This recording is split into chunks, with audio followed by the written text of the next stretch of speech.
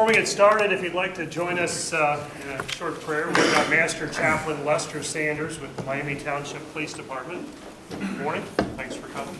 Good morning. Good morning. Congratulations, Commissioner Newell. Congratulations to all the officials for Yes, yesterday. up to you. You're here.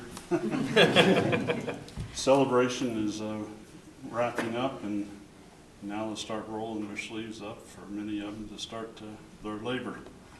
And I just feel like it'd be a great time just to pray for all of the newly elected and re-elected, that God's guidance would be upon their lives. So, Father, we do come together this day, and we thank you, Lord, for this republic you have given us. And we thank you for these that have been elected and serve, and for those who were not elected and have served. We just ask your blessing upon our government, upon the people who serve this government. And I just pray for our county commissioners, for the decisions that they make that direct this county. Your blessing, your guidance, your wisdom, your knowledge. I release that in the name of Jesus upon their lives. And Lord, we just give you all the praise and thank you for this wonderful day that you have made. And we will rejoice in you in it. In the wonderful name of Jesus. Amen. Amen. Join us in the Pledge of Allegiance. I pledge allegiance to the flag of the United States of America and to the republic for which it stands, one nation under God, indivisible, with liberty and justice for all.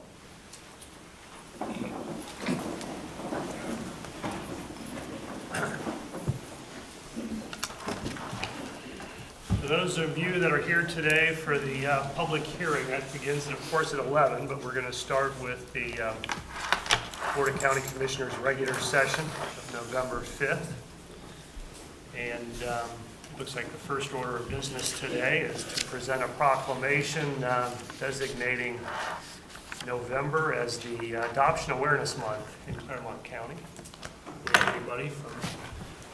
We do. Mr. Dick. Dick. Good to see you back there, Tim. If anybody else was here to receive this, I'd be surprised.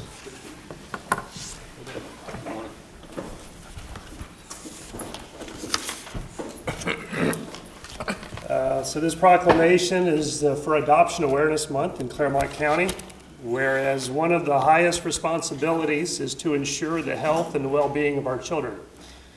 Whereas with generous hearts and open minds, we strive to make sure all children grow up knowing they have a family that shares with them the warmth, the security, and the unconditional love that will help them succeed. And whereas over 2,400 children in Ohio await this basic support.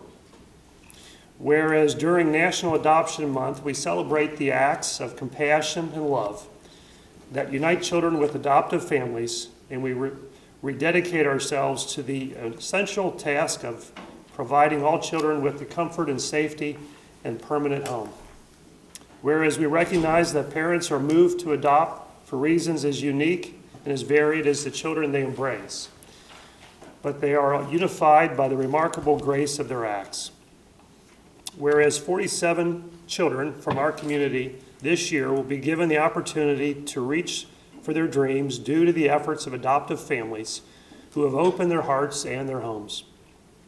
Now, therefore, be it proclaimed that we, the Board of County Commissioners, do hereby proclaim the month of November 2014 as Adoption Awareness Month in Claremont County, and we commend this observance to our citizens as an opportunity to celebrate, foster, and adoptive families and spread awareness on behalf of the foster children in Claremont County who are waiting for a loving family.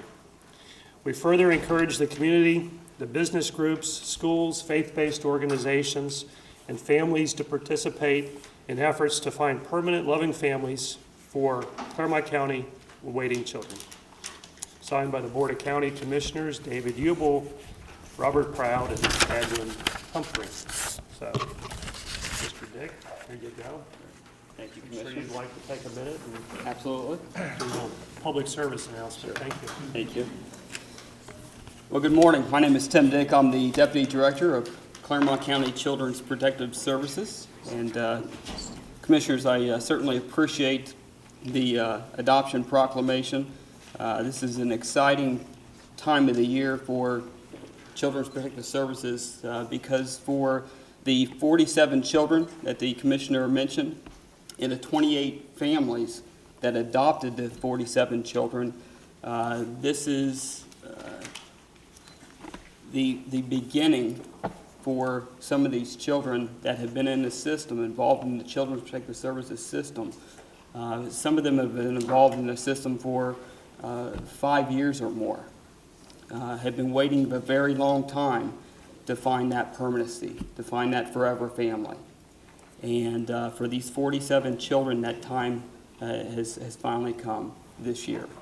And just next door, a judge has finalized that adoption for them. And through the hard work of the Children's Services staff, through the support of the commissioners, and certainly by the support of our community who supports the Children's Services levy, makes it all possible. And the adoptive, foster and adoptive families that are in our communities, and we certainly need more that are out there and that support our system, makes it all possible. We currently have 65 children who are adoptive eligible in our system right now, and there are 27 of the children that do not have identified adoptive homes. So there are still more. 47 is a tremendous victory for this year, but there are still more children out there that we are still seeking homes for. For information regarding these children, or if there are people that are interested in becoming foster or adoptive parents, our website is ClaremontForKids.org, or you can contact us at 732-7765.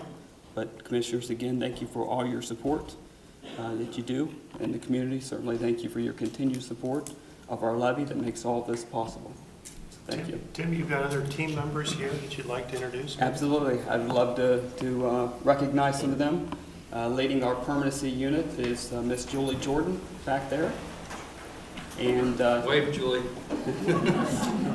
thank you. And next to her is Barb. And in the back row is Jamie, Darlene, Cheryl, and Sharon. Just some of our team members from Children's Protective Services. Well, if we have enough room, if you could all come up, maybe we can get Kathleen to get a picture of us for the county newsletter. They would love to do that. Yes, yeah. I bet they would. With a smile on their face. Yeah, right.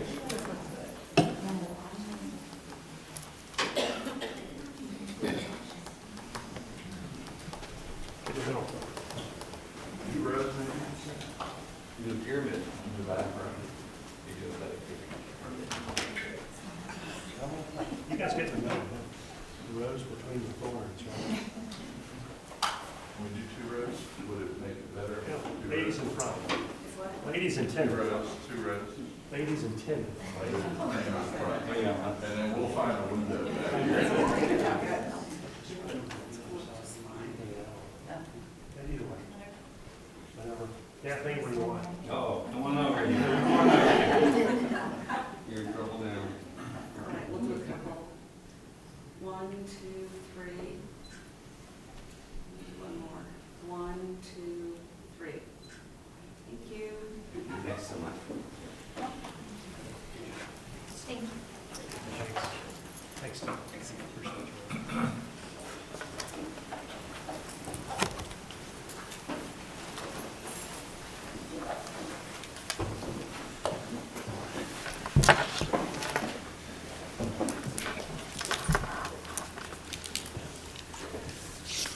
Well, the second order of business today is Resolution 155-14, resolving to approve payment to the vendors in the amount of $879,052.01. Can we get a motion for item 2? So moved. Second. Mr. Humphrey? Aye. Mr. Proud? Yay. Mr. Yubel? Yes. And item 3. Connie, good morning. Good morning.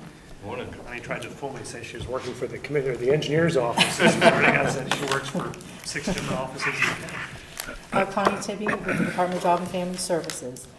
Item number 3 is the recommendation of Judy Eshman, Director of Department of Job and Family Services, with the concurrence of Stephen H. Raybold, County Administrator, to execute a purchase of service agreement by and between the County of Claremont, Ohio, and Lighthouse Youth Services, Inc., located in Cincinnati, Ohio, for the provision of Paint Creek Youth Center services and/or Youth Center services for a specific child referred by the Department of Job and Family Services and/or Claremont County Juvenile Court at the rates as defined therein, effective April the 9th, 2014 through April the 8th, 2015, pursuant to and in compliance with the terms and conditions specified therein. Can we get a motion to execute a purchase of service agreement with Lighthouse Youth Services, Inc., as outlined in item 3? So moved. Second.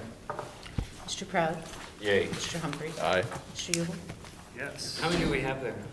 It's, that contract is child-specific, just for one. Okay. It was a placement from juvenile court. Good. Connie, item 4. Recommendation of Judy Eshman, Director of Department of Job and Family Services, with the concurrence of Stephen H. Raybold, County Administrator, to execute a purchase of service agreement by and between the County of Claremont, Ohio, and Lighthouse Youth Services. I'm sorry, I keep getting lost here. Located in Cincinnati, Ohio. Yeah. This is the same provider, but it's an open-ended contract. It's not child-specific. For the provision of boys group home, residential treatment, community management program, structured therapeutic services, and youth crisis center services for children referred by the Department of Job and Family Services and/or Claremont County Juvenile Court at the rates as defined therein, effective July 1, 2014 through June 30th, 2015, pursuant to and in compliance with the terms and conditions specified therein. We get a motion to execute a purchase of service agreement with Lighthouse Youth Services, Inc., as outlined in item 4. So moved. Second motion. Mr. Humphrey? Aye. Mr. Proud? Yay. Mr. Yule? Yes. Item 5. Recommendation of Judy Eshman, Director of Department of Job and Family Services, with concurrence of Stephen H. Raybold, County Administrator, to execute a purchase of service agreement by and between the County of Claremont, Ohio, and the Village Network, located in Worcester, Ohio, for the provision of residential treatment services for the children referred by the Department of Job and Family Services and/or Claremont County Juvenile Court at the rates as defined therein, effective for the period of July 1, 2014 through June 30th, 2015, pursuant to and in compliance with the terms and conditions specified therein. We get a motion to execute a purchase of service agreement with the Village Network, as outlined in item 5. So moved. Second. Mr. Proud? Yay. Mr. Humphrey? Aye. Mr. Yule? Yes. Item 6.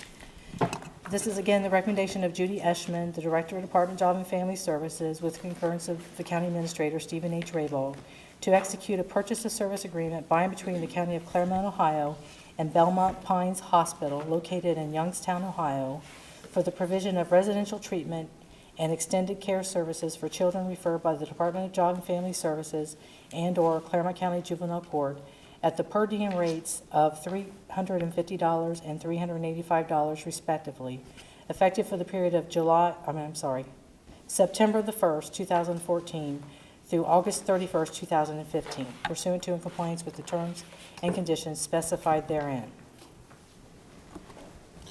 We get a motion to execute a purchase of service agreement with the Belmont Pines Hospital for extended care services for children, as outlined in item 6. So moved. Second. Mr. Humphrey? Aye. Mr. Proud? Yay. Mr. Yule? Yes. Item 7. Recommendation of Judy Eshman, the Director of Department of Job and Family Services, with the concurrence of Stephen H. Raybold, County Administrator, to execute an agreement for recruiting services by and between the County of Claremont, Ohio, and Trina Farrell, located in Batavia, Ohio, for the provision of marketing and recruitment of foster families for children in the care and/or custody of the Department of Job and Family Services at the rate of $1,000 for each licensed foster home from those individuals who make application, not initial contact, with the Claremont County Department of Job and Family Services during the term of this agreement, as well as up to $10,000 for marketing efforts as specified therein, effective for the period of December 1st, 2014 through November 30th, 2015, pursuant to and in compliance with the terms and conditions set forth therein. We get a motion to execute an agreement for recruiting services with Trina Farrell as I outlined in item 7. So moved. Second? Mr. Crowley. Yay. Mr. Humphrey. Aye. Mr. Hubel. Yes. And I guess that's it. Thank you very much. Thanks, Connie. Morning, Ms. Sheets. Good morning, I'm Suki Sheets with the Office of Management and Budget. And item 8 is a recommendation to execute a request to engage billable resource and bill of material proposal number 5500657748 with Cincinnati Bell, and to execute a master software license agreement and product schedule addendum with NetAlert. This is for the purchase of the N-Focus software, as well as we're doing with this, because it's software, we're doing a county rider for software maintenance agreement in concert with it. This is for a total cost of $16,750, and it's for utilization of the Claremont County Department of Job and Family Services. This is a new call center type setup that we don't currently have within the county to allow them to handle and get more reporting from their current calls that are going into DJFS. We get a motion to execute the request to engage billable resources and bill of materials proposal with Cincinnati Bell Technologies, as well as the master software agreement and product schedule addendum for the N-Focus software as outlined in item 8. So moved. Second. Mr. Humphrey. Aye. Mr. Crowley. Yay. Mr. Hubel. Yes. Thanks, Suki. Good morning. Good morning. Item 9. Morning, Kelly. Kelly Perry with the Department of Community and Economic Development, the GIS Division. Recommendation of Andy Kupta, the Director of Community and Economic Development, seeking approval of the electronic subscription renewals for the provision of software support, maintenance, and updates for software relating to the maintenance of our geographic information system. That's for a one-year term, December 4th of this year through December 3rd of next year, at a total not to exceed cost of $33,380.96. Kelly, I talked to Andy about this. This is an expensive package, but it's not just a PC Right. package. This is running on multiple systems throughout the county, correct? Multiple systems, it includes multiple departments. In fact, it's noted in the topic paper that $12,000 of that we bill out to other non-general fund entities for their maintenance. It affords them a little bit of cost savings with the bulk licenses. The general fund portion of that is $21,341.96. So it's kind of a win-win, for us and other departments. Great. And a product that's very used. Very used, Very yes. used. Yes, I've outlined in the topic paper all the different aspects, all the different pieces of software that this is covering. Some of it's residing on servers, some of it, 55 licensed copies of ArcGIS Desktop are on PCs throughout the county. Well, it's known throughout the state that we have one of the most advanced and best GIS system We in do. the county. We're proud We of do. that. With that said, we'll entertain a motion to approve the electronic subscription renewals for the provision of software updates with the Environmental Systems Research Institute as outlined in item 9. So moved. Second? Mr. Crowley. Yay. Mr. Humphrey. Aye. Mr. Hubel. Yes. Thank you. Thanks. Thank you. Suki, you're back. I am back. I got separated there. Item 10 is a recommendation to authorize myself as well as Jessica Hornsby out of our office as the representative of the Board of County Commissioners to furnish Huntington National Bank with directions related to any matter concerning the trust accounts, funds, or properties that were established under our 2013 trust indenture in accordance with the limitations and authorizations established therein, and to execute the authorized representative certificate of incumbency. What this is a paperwork cleanup at the bank. We've changed people in our offices. Pretty much what we authorize Huntington to do is invest, and we use the investment advisor of the county to help us with that. We move monies appropriately between the different trust funds so that we maintain the balances necessary in the replacement and improvement and the reserve funds. Then we move money from the county into our surplus, the money that's coming from the water and sewer revenues. And we'll also weekly move money back from the bank, from the trust, back to the county to cover the construction expenses for that week. So those are pretty much the transactions that they have. Okay. We get a motion to designate Suzanne Sheets. Yes, my formal name. Thought there was a typo there. No, it was not. And Jessica Hornsby as the authorized representatives of the Board of County Commissioners as it relates to Huntington National Bank and the Water Department as outlined in item 10. So moved. Second. Mr. Humphrey? Aye. Mr. Powell? Yay. Mr. Yubel? Yes, thanks, Vicki. And item 11, it's Lyle Bloom himself. Good morning. Good morning. I'm Lyle Bloom, Director with the Claremont County Water Resources Department. And item number 11 is a recommendation to authorize David H. Hubel, President of the Board of County Commissioners, to execute change order number 1 to the contract with Howell Contractors Incorporated out of Fort Wright, Kentucky. This was previously ratified by the board on February 26, 2014, and this is relative to the State Route 132 water main replacement project located in Stone Lake Township and represents a decrease in the amount of $44,499.96 for a total adjusted contract price of $861,350.04, and also includes a deduction of time of 2 calendar days for the completion of the project, making a revised contract completion date of August 28th, 2014. And this is for final adjustment of quantities on the contract, so this would be the final change order for the project. Good.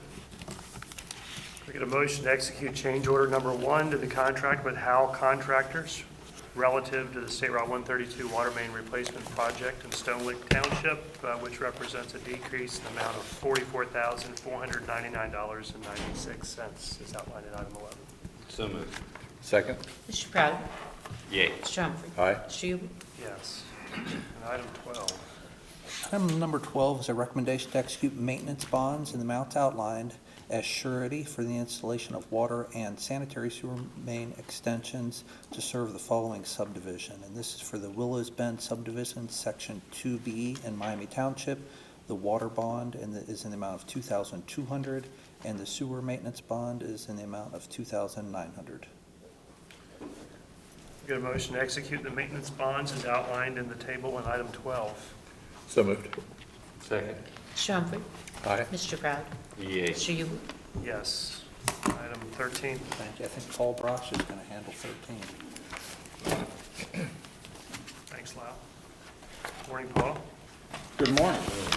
I'm Paul Brosh with the Office of Environmental Quality, and it's my recommendation, along with concurrence of Lyle Bloom, to award the bid for laboratory analytical services for Claremont County Water Resources Department to Belmont Park Environmental Laboratories. They were the lowest and best bid. The estimated amount not to exceed $55,418, effective today and for a 3-year period with a 1-year extension. With regards to the conditions set forth in the award and bid. Maybe explain a little bit about what they're going to do. I never fail to get a question. Sometimes I just thought I'd just get up here and leave. This is for our wastewater laboratory.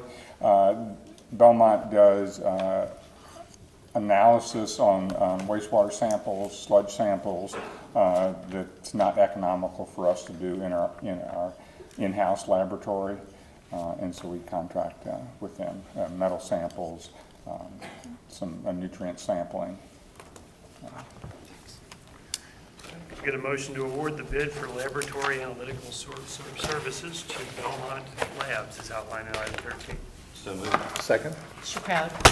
Yay. Mr. Humphrey? Aye. Mr. Yubel? Yes. Thanks, Paul. Got everybody here today. Morning, Dwight. Dwight Culbertson with the Water Resources Department, and I have just one item. It's a recommendation myself with concurrence of Lyle Bloom, Director of Utilities, to award the bid for furnishing and delivery of polymer for the Water Resource Department pursuant to the specifications to Polydyne Incorporated of Riceboro, Georgia, for the lowest and best bid received on October the 9th, for a total annual estimated cost of $104,640, with effective dates of January the 1st, 2015 through December the 31st, 2017, with an option to renew for an additional one-year period upon the same terms and conditions pursuant to and in compliance with the terms and conditions set forth in the awarded bid. And this would all be, the contract would be contingent on the adoption of the annual appropriations for 2015 with the issuance and receipt of the purchase order thereof. Okay, can we get a motion to award the bid for laboratory analytical services to Belmont Labs, as outlined in item 13? We're on 14. So moved. Oh, I'm sorry. 14. Mr. Humphrey? Aye. Mr. Proud? Yay. Mr. Hubel? Yes, Polydyne Inc. All done. Thank you. And Mr. Munger, or Mr. Rabel. Item 15 is a recommendation of Pat Marner, County Engineer, with my concurrence, to execute record plat number 629-2890 for the replat of a lot in the Goshen subdivision, Union Township. Plat number 629-2890 to create new lot numbers. We have a motion to execute record plat 629-2890. So moved. Second. Mr. Proud? Yay. Mr. Humphrey? Aye. Mr. Hubel? Yes. 16, Mr. Rabel. Item 16, recommendation of Pat Marner, County Engineer, with my concurrence, to execute record plat number 629-2891 for the following subdivision located within Batavia Township, and further to execute the combined performance maintenance bond as well as performance bond for sidewalks as surety. This is Cross Point PUD subdivision, Section 2, Block D in Batavia Township. Performance maintenance bond of $22,000 and $10,000 respectively. Performance bond for sidewalks of $12,520. Get a motion to execute record plat 629-2891 for the subdivision located in Batavia Township as outlined in item 16. So moved. Second. Mr. Humphrey? Aye. Mr. Proud? Yay. Mr. Hubel? Yes. Item 17. Item 17, recommendation of Pat Marner, County Engineer, with my concurrence, to authorize a temporary detour to through traffic on Bursall Road, approximately 50 feet south of 4998 Bursall Road, located in Jackson Township, beginning Wednesday, 11/12 of 2014 through Friday, 11/14 of 2014, for culvert repair. Get a motion to authorize temporary detour to through traffic on Bursell Road located in Jackson Township as outlined in item 17. So moved. Second. Mr. Proud? Yay. Mr. Humphrey? Aye. Mr. Hubel? Yes. Morning, Bob. Morning, Commissioners. Morning.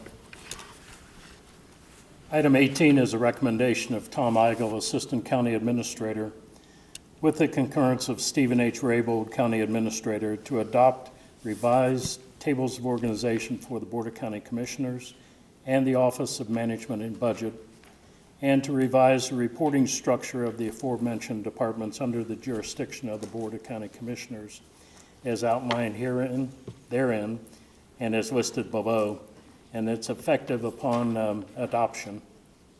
And further, to authorize the update of the appropriate internet links and appendices. In the Board of County Commissioners, changes in organizations or personnel reporting directly to the county administrator, a Board of County Commissioners Program Administrator, formerly in OMB, and that includes the Telecommunications Division.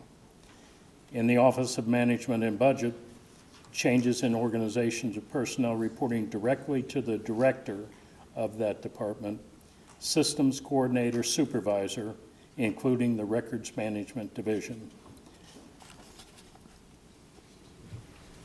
These are all positions I think we've discussed before, the changes. That's correct. We get a motion to adopt the revised tables of organization for the Board of County Commissioners and the Office of Management and Budget, and to revise the reporting structure for these departments, and further to authorize the update to the appropriate internet links and appendices as outlined in item 18. So moved. Second the motion. Mr. Humphrey. Aye. Mr. Proud. Yay. Mr. Hubert. Yes. Thank you.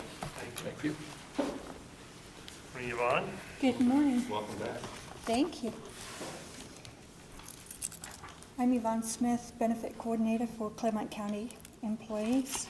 It is my recommendation, with the concurrence of Thomas Eigel, Assistant County Administrator, to amend Section 4.06 of the Claremont County Personnel Policy and Procedure Manual entitled Insurance, to include additional and amended language to reflect the changes to the eligibility period as mandated by the Patient Protection and Affordable Care Act, also known as PACA, and to further update the language of the policy to reflect the current benefit offerings as outlined therein, effective 30 days upon approval thereof by the Board of County Commissioners, and to transmit the revised Section 4.06 of the Claremont County Personnel Policy and Procedure Manual to all county department heads and supervisors, including other elected officials that utilize these benefits, for implementation thereof, and further to authorize the update of the appropriate internet links and appendices accordingly, effective 12/5 of 2014. These are all the changes that we discussed in informal session with Fran, maybe 3 weeks ago? Correct. This is to bring us in compliance with the Affordable Care Act and to also amend our benefit package. We get a motion to amend Section 4.06 of the Claremont County Personnel Policy and Procedures Manual as outlined in item 19. So moved. Second. Mr. Proud. Yay. Mr. Humphrey. Aye. Mr. Hubert. Yes.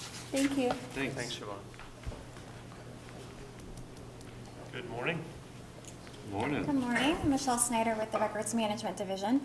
This is item 20, recommendation to adopt resolution number 156-14, resolving to authorize the execution of memoranda of understanding between the Claremont County Board of Commissioners and the Claremont County Special Taxing Districts, known as the Claremont County General Health District, the Claremont County Soil and Water Conservation District, the Claremont County Mental Health and Recovery Board, and the Claremont County Park District, designating the Claremont County Records Commission as the Records Commission for the aforementioned special taxing districts, pursuant to and in compliance with Section 149.412B of the Ohio Revised Code, and which shall remain in full force and effect until terminated by either party thereto upon 30 days written notice thereof. So this has come about because of an ORC amendment earlier this year that allows special taxing districts to designate the County Records Commission as their Records Commission. Makes sense. Good. Can we get a motion to adopt resolution 156-14, resolving to authorize the execution of an MOU with all the Claremont County Special Taxing Districts as outlined in item 20? So moved.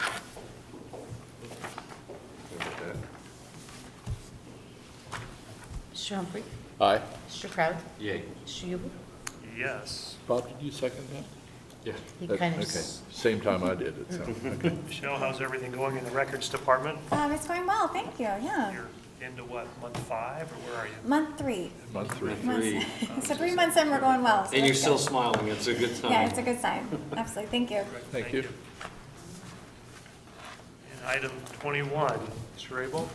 Item 21 is a recommendation of the Claremont County Sheriff, Sheriff Rodenberg, with my concurrence to adopt Resolution 157-14, resolving to authorize Commissioner Ubel, President of the Board, to execute a business associate agreement by and between the Board of County Commissioners and Southern Health Partners of Chattanooga, Tennessee, to comply with the applicable requirements of the privacy and security rules under the Health Insurance Portability and Accountability Act of 1996 and the American Recovery and Investment Act of 2009, in and as it relates to certain protected health information of individuals incarcerated in the Claremont County Jail, effective 10/17/2014, and in conjunction with the agreement with Southern Health Partners for the provision of inmate health services at the Claremont County Jail, previously ratified by the Board of County Commissioners on 7/26/05, and extended on 11/8/06, 1/14/09, 1/31/11, pursuant to and compliance with the terms and conditions set forth in. This is essentially documentation follow-up on making sure that we're all in agreement with those requirements. I guess when a inmate is in our jail, we're responsible for their good health. That is correct. Yeah. Okay. Can we get a motion to adopt Resolution 157-14 to execute the business associate agreement with Southern Health Partners, Inc., as outlined in item 21? So moved. Second? Mr. Pratt? Yay. Mr. Sherman? Aye. Mr. Hubert? Yes. And item 22. Item 22, a request from various departments to join professional organizations and to authorize payment of the annual dues pursuant to Section 325.21 of the Ohio Revised Code, and to authorize reimbursement of routine travel expenses associated.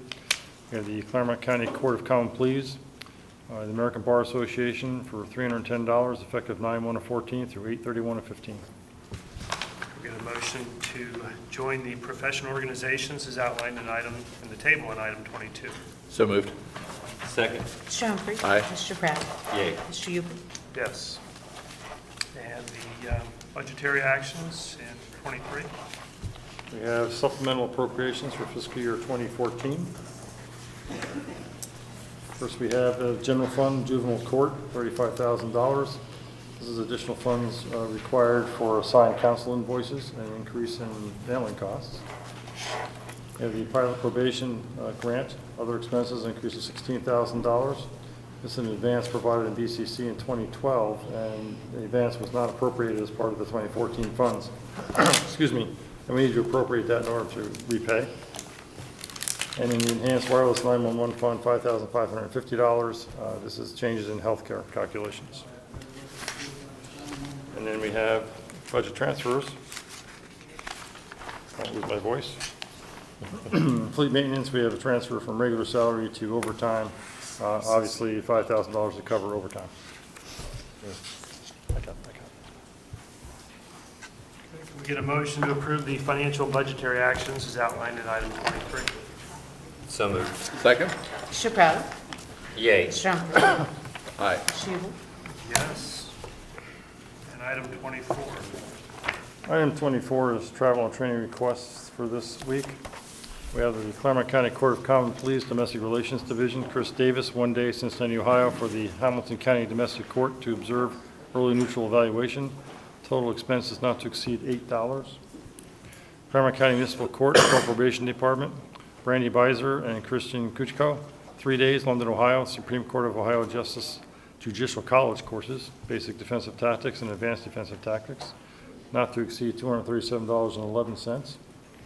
County Sheriffs, we have Dwayne Ernst, 1 day, Milford, Ohio, for the Milford Police Department class arrest and control techniques, estimated not to exceed $50. The Claremont County Water Resources Department, Jeff Goetz, 1 day, Dayton, Ohio, for the Walters Environmental Consulting Training, clarification and filtration, not to exceed $317.28.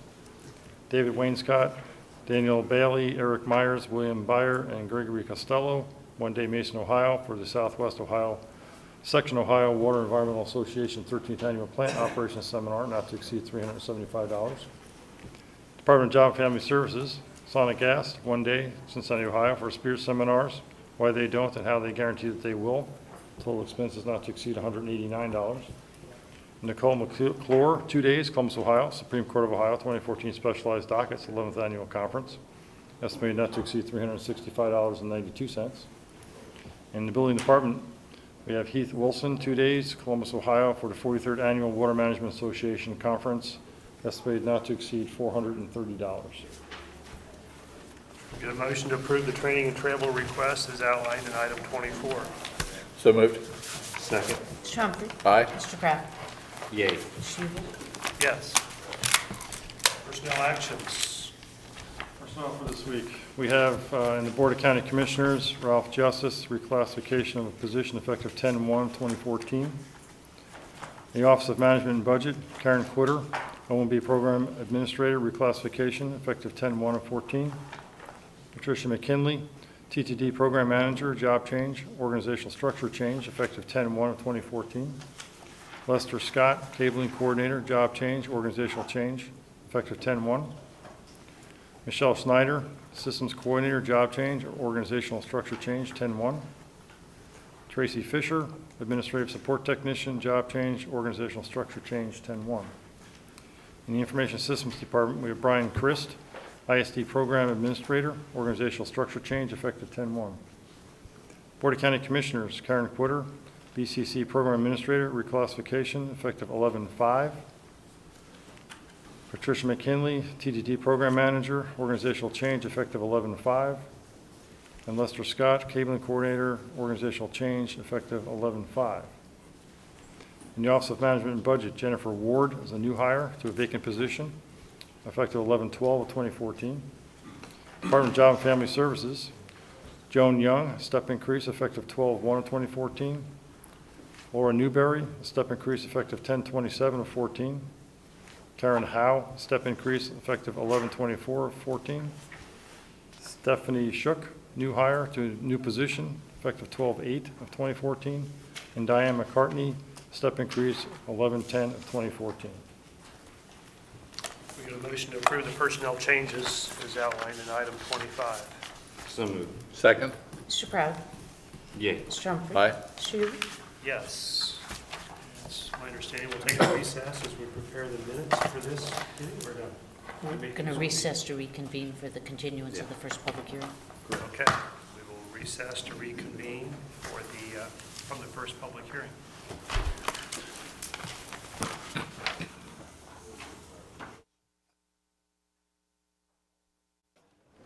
It's 11:01 and a half. This is the continuation of the first public hearing of the revised petition of Robert and Donna Weddick and Diane Welsh, nee Hayden, the owners of real property situated within the Orchard Valley subdivision in Miami Township relative to the construction of the ditch improvements pursuant to section 6131.04 of the Ohio Revised Code. The first thing we'll do here is to reconvene the regular session from earlier, from November 5th. But I'd like to welcome you this morning. My name is David Ubel, and this year I am privileged to serve as president of the Board of County Commissioners. On behalf of the Commissioners Robert Proud and Edwin Humphrey here, we welcome you to the continuance of the first public hearing of the revised petition. If anyone has not already signed in, there's a clipboard, I believe, on your way in. Please do so for the record. In addition, we have a court reporter here, again, present to record the public hearing, so it's necessary for each owner offering evidence to state their name and address for the record, and if you would do so at the podium, the microphone, so we can get it recorded. All owners who wish to present lay or expert testimony personally or through their chosen representative or experts will be asked to swear or affirm the truthfulness of their testimonies. Any attorneys would not need to be sworn in at this time. If you're affected property owners in the Orchard Valley subdivision, we welcome your testimony either in favor of or against the petition. We do remind you, however, that the statute provides that you may present evidence. Comments that are not evidence are not appropriate at the hearing, nor do they further the position of either side. In the interest of everyone's time, if another owner has already expressed what your testimony would be, please consider stating, I agree with the testimony presented by Mr. Smith, for example, rather than repeating matters that are already in evidence. So with that said, I think the first item, the county engineer can come forward and we request for a written report regarding the specific watershed that goes through the affected pipe.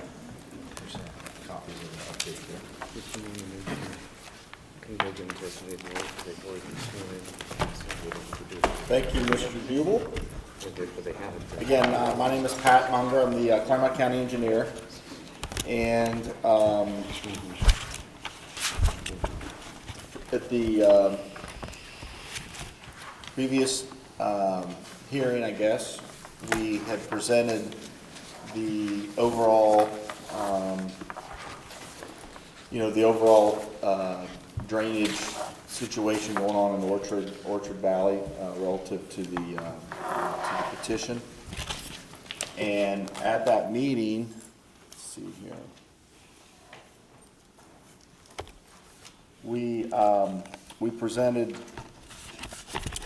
our preliminary report relative to the petition, and that represented the whole subdivision, which represented around 200 lots. And at that time, we also presented a alternate approach of breaking things out on a subsection, if you will, or a sub-area standpoint. That alternate approach, and I think we had 3 alternate approaches, sub-area 1, sub-area 2, and sub-area 3. And the request of the board was to look at those sub-areas not in terms of platted areas, but in terms of physical, actual drainage area. The petition area in question, let me back up here, involves sections 5, 6, and 7, or I'm sorry, 4, 5, and 6. 4, 5, and 6, but that was in total represented some 66 lots. And what the board asked the engineer's office to evaluate is the physical drainage area within that sub-area 1. How would the calculation, how would the analysis look, not on a platted section, but physical drainage area? So we looked at, when you look at the physical drainage area, those sections that were in 4, 5, and 6 that represented 66 lots, if you look at it from a physical drainage area, there's some lots that were platted in those sections physically don't drain through that pipe. They don't through the pipe in question, which is on between the Weddick property here. It's where the star is. So what this map delineates is the physical drainage area and how, and as you can see, it cuts across, sometimes it's a partial lot, sometimes it encompasses the whole lot. But basically this map here delineates the drainage area and how it's a little over 25 acres, and it would impact 64 lots within those sections of Orchard Valley. So then having run that analysis, first we determined what the overall acreage was that ran through the pipe. And then we determined what percentage or what fraction of the lot that represented. And then we continued, the analysis based on that. These next pictures are the same pictures that we showed before. This is the run of pipe. It's about a 200-foot long run of pipe that needs to be replaced. These are the pictures of the sinkhole. And again, we did the same analysis that we did prior, but we just used the numbers and we divided them by 64 instead of 66. So the drainage area is what it is. It's a little over 25 acres. 64 lots, and each lot that contributes varies from the minimum of an eighth of an acre all the way up to their entire legal lot size. I can ask you a Yeah, question, I guess. sure. You calculated that based on topo maps? Or Correct. topographical maps? Correct. Yeah. So if you go back here and look, we've used the contours of the resource that we have, the aerial photography that we have, and we use the contours that would delineate, the topography and which way the ground is, or the lot is, which way how the lot drains. So it's fairly scientific. Very as accurate as we can get. We didn't go out and survey this, but the aerial photography is very accurate. It's down to the foot. So it's from an engineering standpoint, this is pretty accurate, or as accurate as we can be. Yeah. So the lots. Another question. Yep, sure. When you were showing the pipe, you said the 200 foot needs to be replaced. Did you mean 200 foot needs to be replaced, or we're going to talking about repairing the damaged Yeah, good point. The damaged section, where the star is, there's basically two catch basins, one up near the road and one at the back of the property. And so that run of pipe, if you will, is a little over 200 feet. So you would repair. So we would replace that whole That whole run. 200 Right. foot, not repair the, Correct. okay. Correct. That's what our proposal is, to replace that entire run of pipe. Okay. Again, those are the pictures. If we look at again, this is we're using the same estimates that we were prepared before, and if this moves forward, we obviously get, detailed costs from either estimates from one would be from my operation, and the other, couple probably would be from contractors. But our estimated cost to repair that system through there is a little over $43,000. So that number remains the same for discussion purposes. That would be divided, by the percentage of lot that the homeowner would have. Again, all the way from an eighth of an acre all the way up to their full lot, if you will. Again, we would have an ongoing maintenance cost that we would have to, again, these are estimates. So after the capital expense of the $43,500 or whatever it ends up being, was probably lower than that, but no more than that. Then once that capital cost was recovered, then the ongoing maintenance costs would still be there. So this assessment would be in perpetuity, on the lots, on those 64 lots. The maintenance would be, right. So again, the costs vary per lot, because we're doing it, instead of doing it on a uniform per lot basis, the board asked me to look at it from an actual drainage perspective, how much physical drainage, how much of your lot physically ultimately drains through this pipe. So it varies from $28 all the way up to $125 per lot per year. And then again, those, that would be the whole, that would incorporate the capital cost as well as the maintenance cost for the first 10 years. And then after the capital cost was recouped, those numbers would go down to basically $4 on the low end, all the way up to $17.50 from a maintenance ongoing standpoint. So again, I wanted to point out the fact that we would have, capital costs for an estimated 10-year period of time, and then ongoing maintenance costs. So really, the fundamental difference is, instead of it being, the $43,000 plus the maintenance costs divided by 66 under the previous analysis of sub-area 1, we obviously did it where you paid a fraction or a proportionate share based on your lot and how much of your lot drained through the pipe. Basically acreage. Or, right. Portion of acreage. Right. Instead of dividing it just by 66, we divided it by acreage. Area. Yeah. And that is the update or supplemental report that the board asked me to prepare. And if there's any questions. Did you go through I didn't see that I saw in my report, but I didn't hear you go through what the cost would be to the various homeowners? Yes, it varies from, let's see here, I believe from a total, from a capital and maintenance cost, it would, the low would be $28.66. That's for the property owners that have that eighth of an acre. And then it would vary from there, go all the way up to $125.64 per lot per year for that 10-year period of time.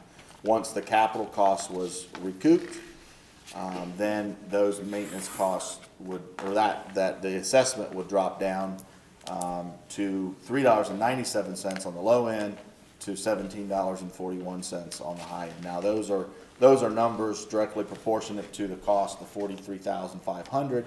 Should that number drop to 30 or 40 or whatever the number is, then obviously the proportionate shares would drop as well. The 43,500, is that a number that it would cost the county engineer's office to do it, or would that be an estimate based on what a third party?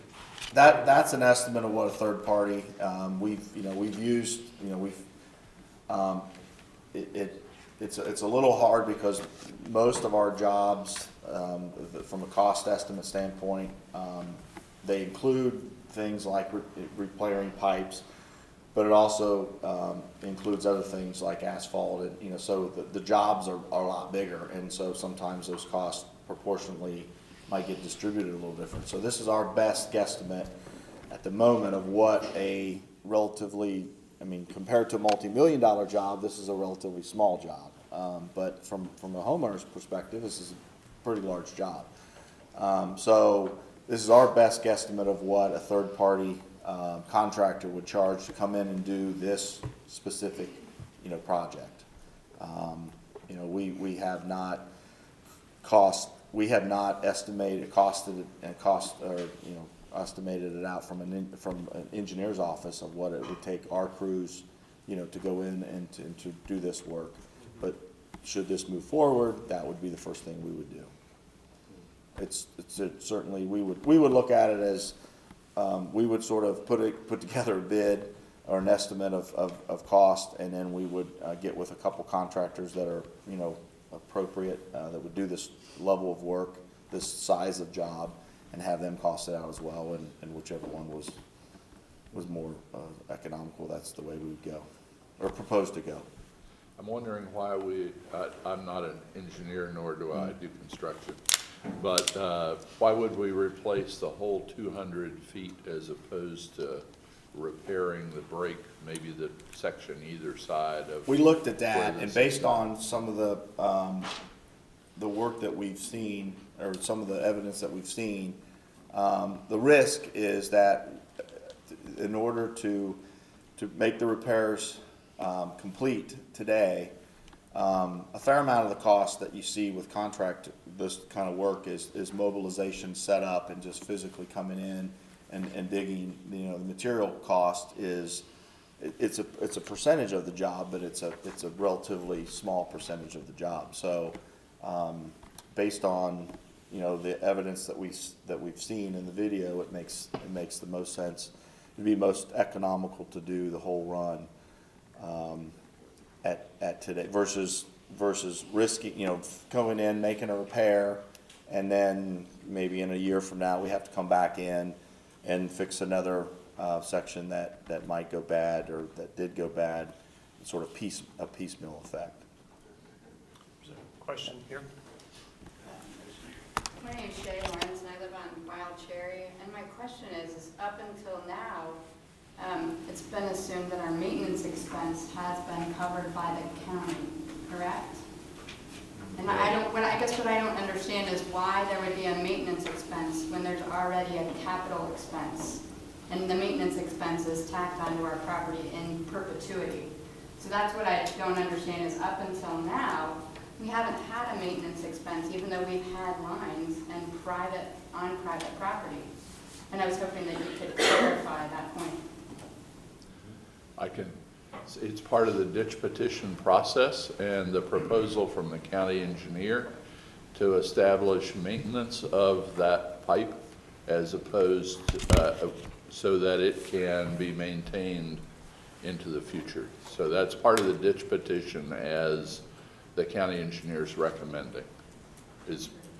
I don't mean to speak for you, Pat, so. No, I think, and I'm not and maybe this will help, and if not, we can certainly, continue on. But in the before, so 2 years ago, 5 years ago, whatever, there was the county's position and the board's position is that there is a clear line of distinction between public and private. And so anything on the public side of the equation, maintenance, repair, whatever, then that is government responsibility. in the Anything right-of-way. and anything in the right-of-way would be, in this particular case, township responsibility. Anything outside of the right-of-way would be private property. So you're right, in the before, you weren't paying a maintenance because it was an individual-based responsibility. Because it depends on where the pipe was, and that's really why we're here, is that, you know, the petitioners don't feel that it's, I don't want to speak for the petitioners, but the sense that I've gotten from talking with Bob and the board and everything is that the petitioners don't feel that should be their sole responsibility. And so this section of the code provides a remedy that would distribute that responsibility over a broader spectrum. So you're right, in the before, you had no responsibility for maintenance unless the pipe was on your property. So that's the whole reason why we're here, is if this ditch petition goes forward, my only point is that I just want to make it known that there would be an immediate capital expense, but an ongoing, because once we bring this into public responsibility, you know, and again, the maintenance costs, they are estimates. It's not, you know, it would be something that we would, you know, if a little problem pops up, we would then have the money to go out and deal with it so it doesn't become a big problem. And so the maintenance costs, fair enough, are estimates, but if this petition goes through, then it's important for everybody to understand that you would have a capital upfront, you know, expenditure, and then an ongoing in perpetuity of maintenance.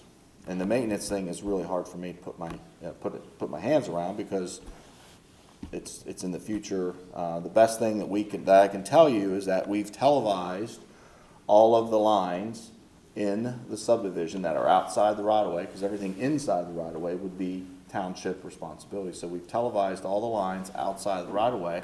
We found a few problems, but it's not a complete disaster, I guess. Longer question? Sure. Okay.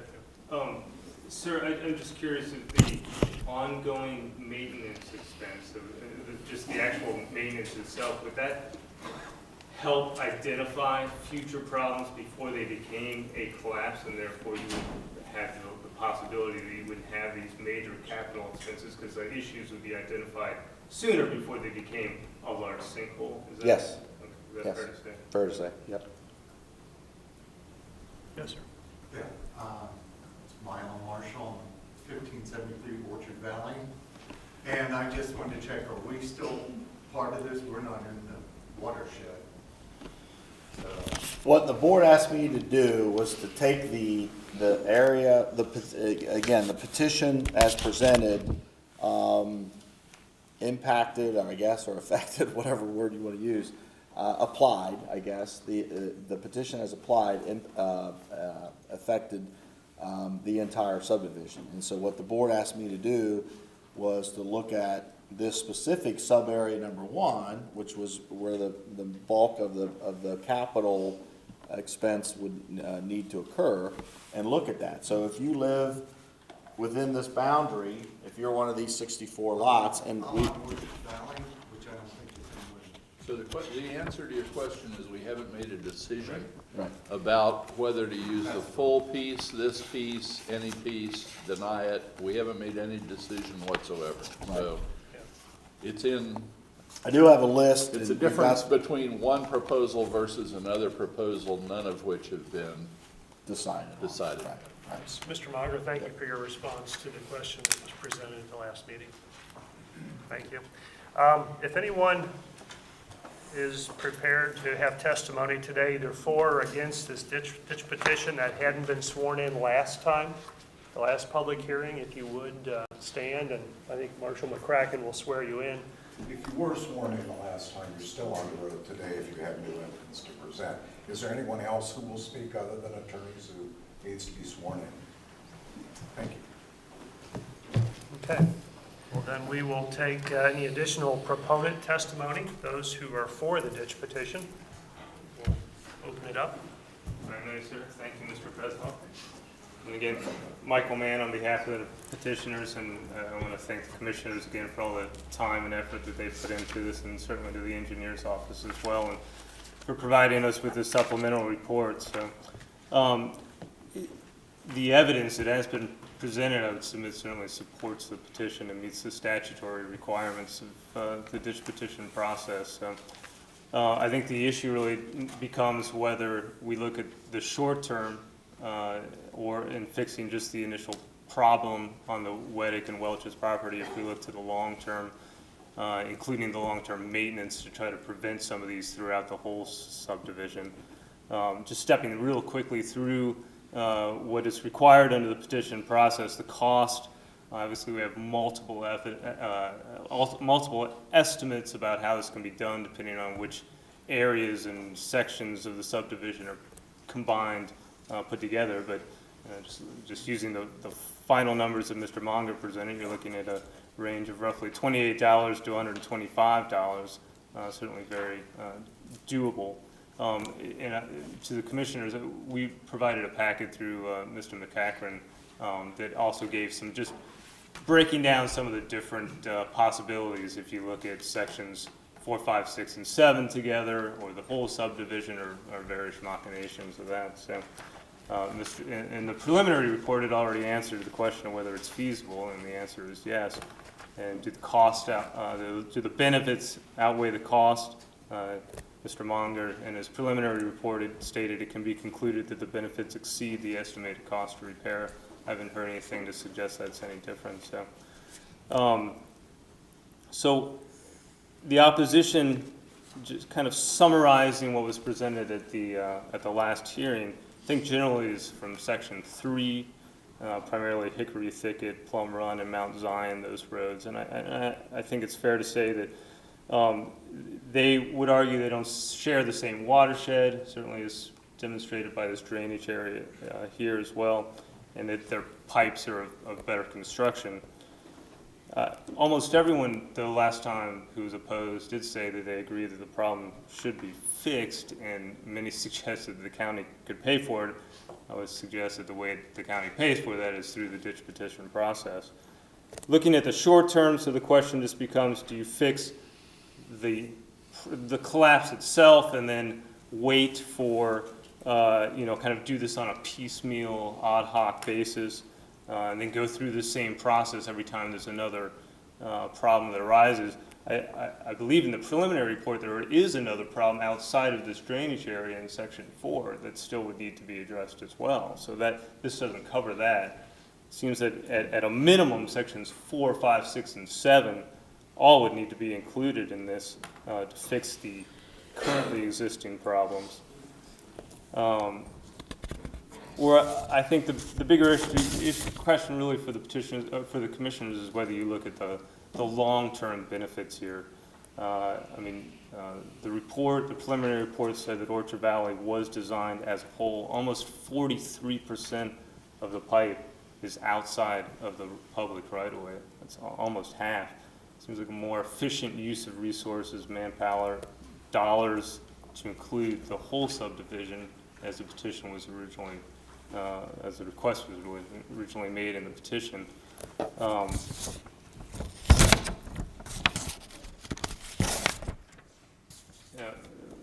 Just again submit that the evidence as presented so far does support the petition as it was submitted, and we would pray that the commissioners consider that and approve it. So thank you for your time.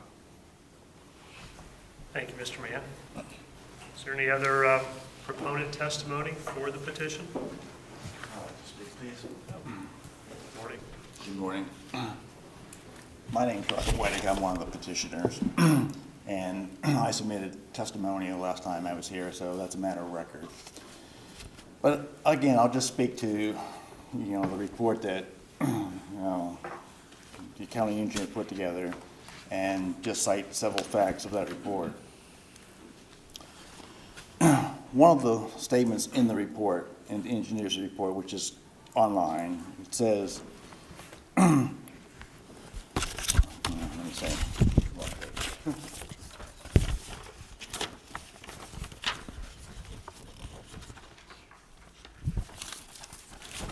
the facts that were in the report, number one, it says Orchard Valley subdivision was designed as a whole, but developed and recorded in 7 sections. And that was part of our original submittal when we put in, who was involved with the subdivision was that you had the developer developed it, he designed and engineered the subdivision, he engaged several engineering firms. Bayer Becker did the layout of the subdivision storm sewers, McGill and Smith did the overall engineering, and then you had C.G. Hartman that worked with Bayer Becker to lay out all the storm sewers.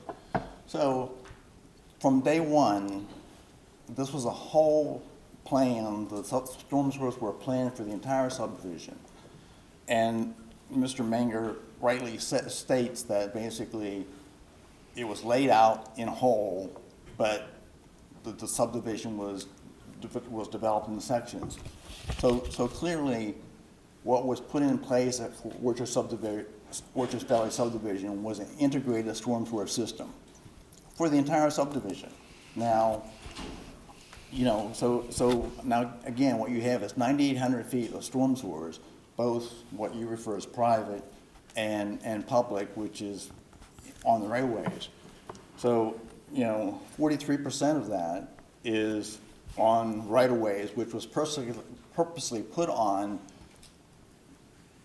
lot owners'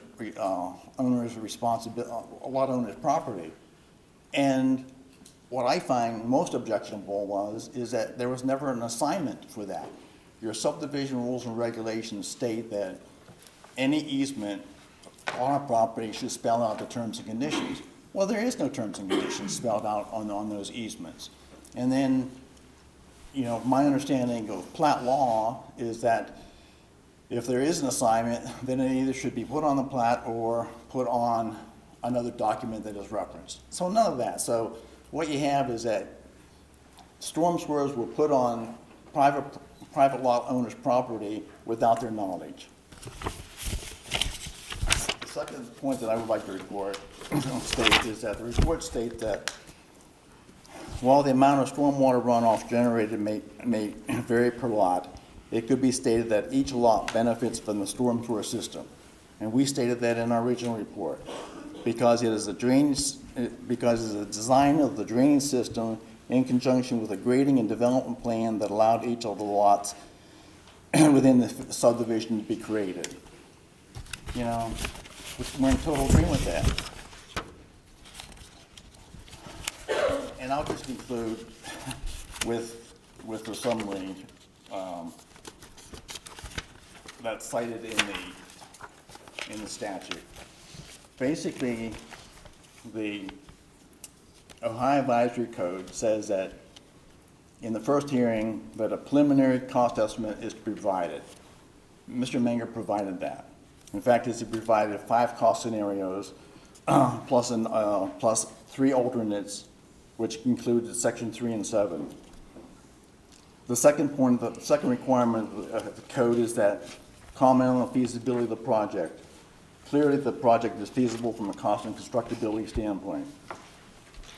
A statement whether benefits outweigh the cost estimate. Clearly, the benefits outweigh the cost in terms of property values and future potential damage to homes and infrastructure. Fourth, list all factors both favorable and unfavorable. Nothing unfavorable was reported. And then include alternates, obviously included alternates. So bottom line is that all the requirements of the Ohio Revised Code 6131 has been met. Now, having satisfied those requirements, and which is all detailed in the county report, we pray for granting a relief. A granting a relief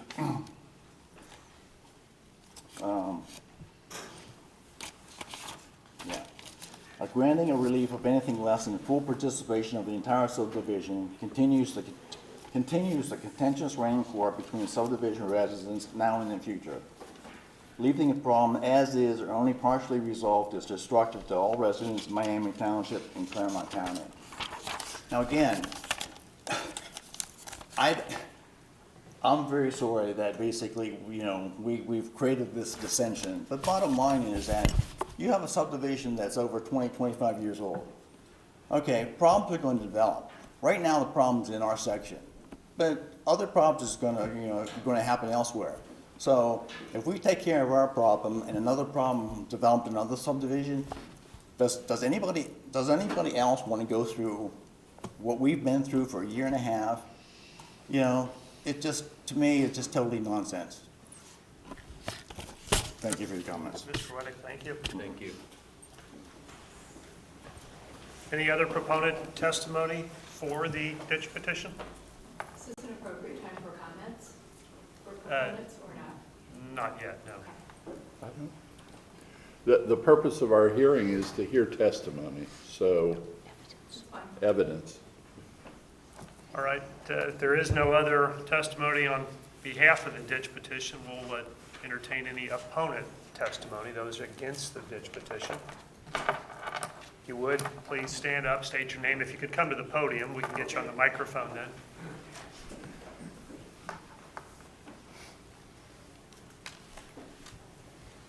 My name is Gary Charleville. I'm at Orchard Valley Drive, 1550.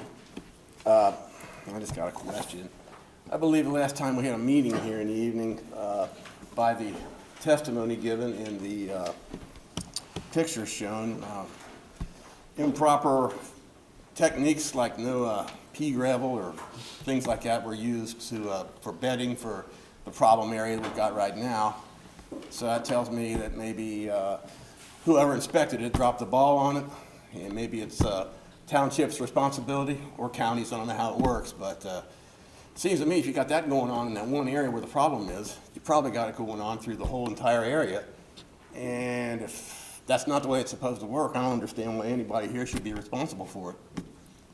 If somebody dropped the ball in the inspection, I mean, what the hell? What are we even here for? That's all I got to say. Great. Thank you, Mr. Charleville.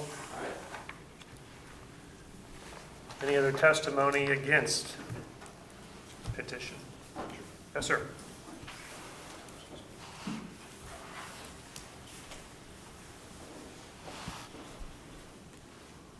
My name is John Warner. I live at 5590 Claremont Court. That is Section 3 or Sub-Area 3, depending on which way you're looking at it. But I did speak last time, was sworn in there. But there is some additional information, of course, with the revision of the county engineer's report. And I do agree that the problem needs to be fixed, but the map we had up earlier that shows the 66 properties, frankly, following the watershed is what the engineer that we had, Arthur Brate, last time, and our lawyer said was appropriate to do. And I thank you, particularly Ed and the board at large, for taking that look at it, because that is the alternative we feel should be followed. Okay? We did not say, there were some that did say the county should pay for it, but they said there was no testimony last time saying that this wasn't the right approach. Couldn't disagree more. Okay?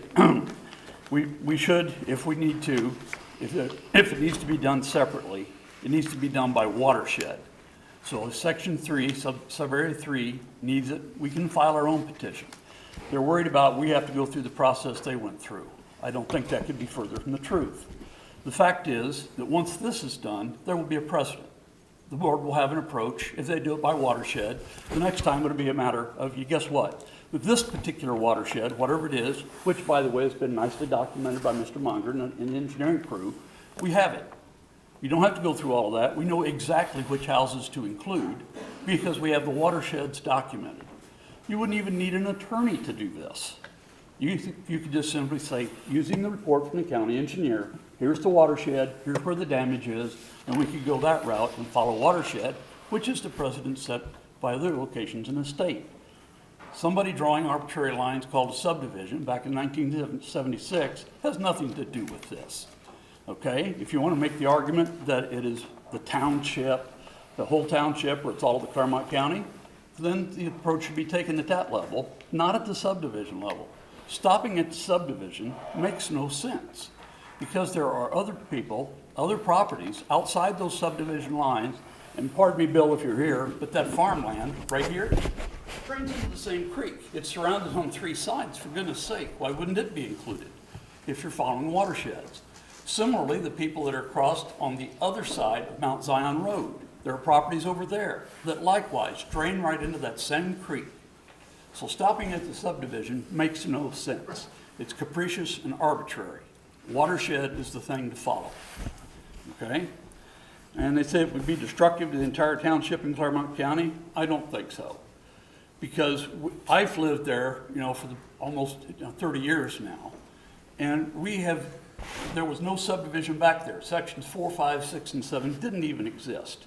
If that water line plugged up, the water would run back off into the creek, and we would not be bothered in the least. Okay, we weren't before, we wouldn't be this time. Likewise, the damaged areas that are in the pipe that are in sub-area 3, if those plugged up, if you take a look at the topographical maps, if they plugged up, they would run over the surface. There's not going to be some 17-foot diameter, 11-foot deep hole because the pipes simply aren't that deep there. And if it's on private property, it seems to me that the first option should be to those private property owners to fix it themselves rather than be subjected to a larger one. So, thanks for the help, but don't help me anymore, okay? I don't need the help, all right? Speak to them, All right? Please don't ask him to help me anymore or have him help me. Let me take care of my own business and let him take care of his business. Thank you, Mr. Warner. Any other testimony against the petition?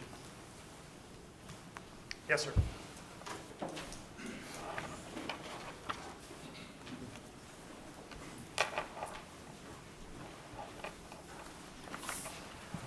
Yes, my name's Mylan Marshall. I'm at 1573 Orchard Valley. And I just wanted to bring up some of the items in the petition. They talk about beneficial parties. I think it shows by the watershed that the engineering office did that I live in section 2 and we do not benefit from any of this construction or that. So we don't benefit from this work. We don't benefit from this action. Our systems are different. I have an open ditch out in front of my house. I don't have a pipe. So, and it doesn't connect to this whole system. So, based on that, I think it doesn't apply to this application of the ditch petition. We're not a beneficial party. So, like I said before, I'd like to be removed from this ditch petition as a non-beneficial party. And it shows by the watershed map that we don't benefit at all from this operation in section 2. So that's all I'd like to say. Thanks. Thank you. Mr. Marshall? Yes, sir.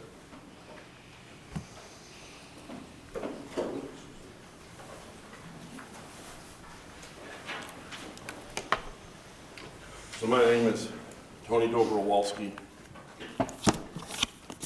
I live at 1674 Hickory Thicket Drive, and I'm in Phase 3, Section 3. I think one of the things that has come from this is that this is the first time, I believe, based on the last hearing, that the county has actually had one of these petitions filed. I have actually learned a lot through this process. I have immersed myself in ditch petition, this particular version of it, because there's other versions, to the point where I know more now than I ever wanted to know.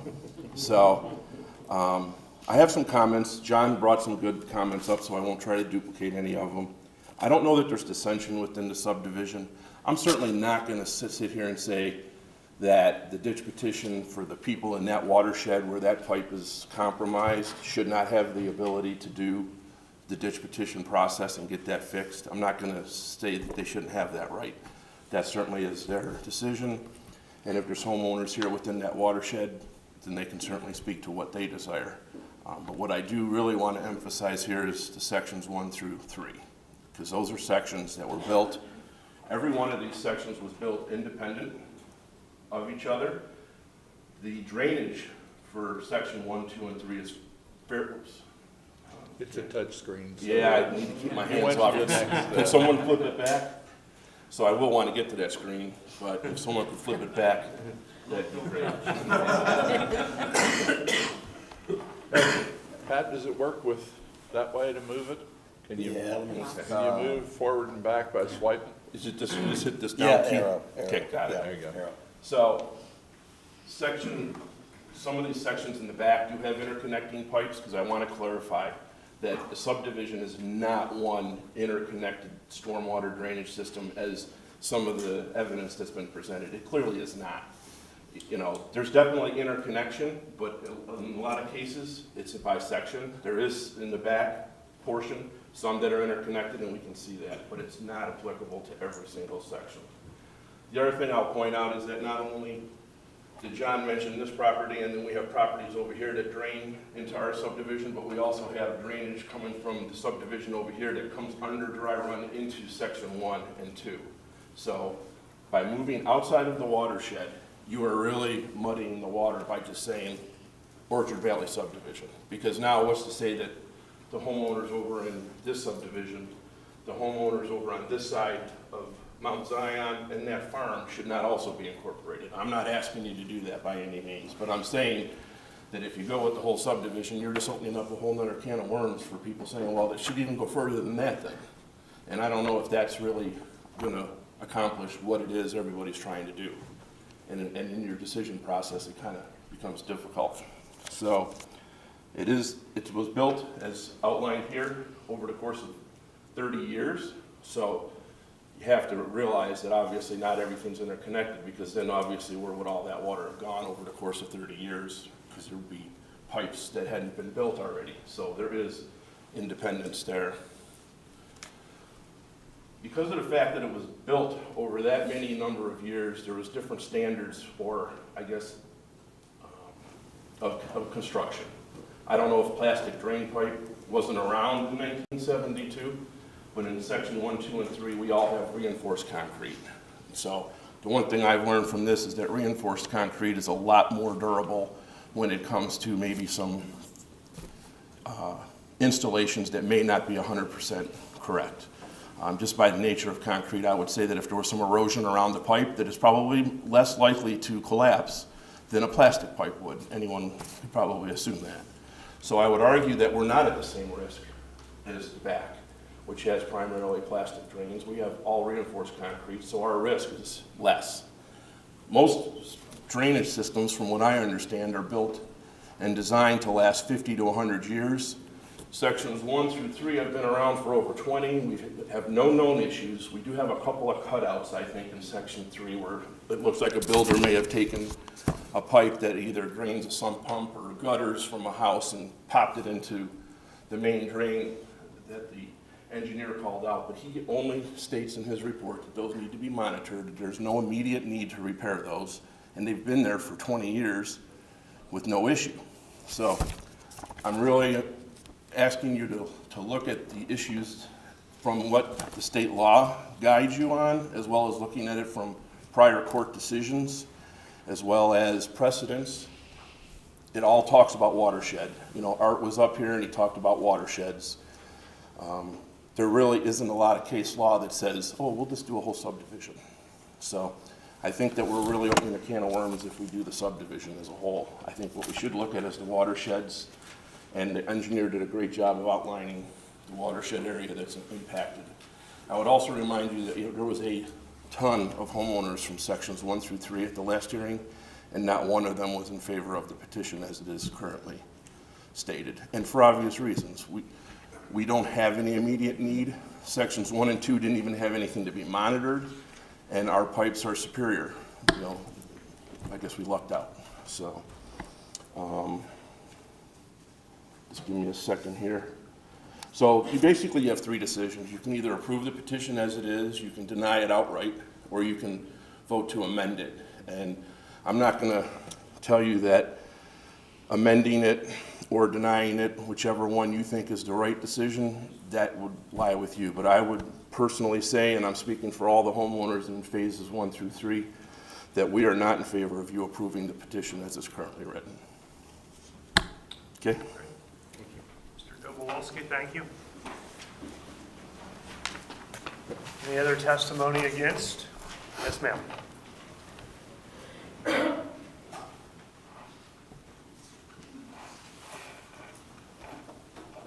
My name is Regina Thielman. I'm the property owner, and I live at 5592 Plum Run. I'm in Section 3.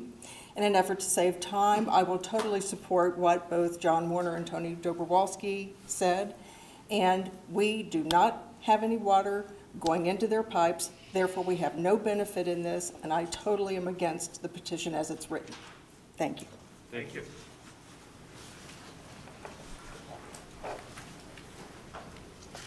Any others? Yes, sir.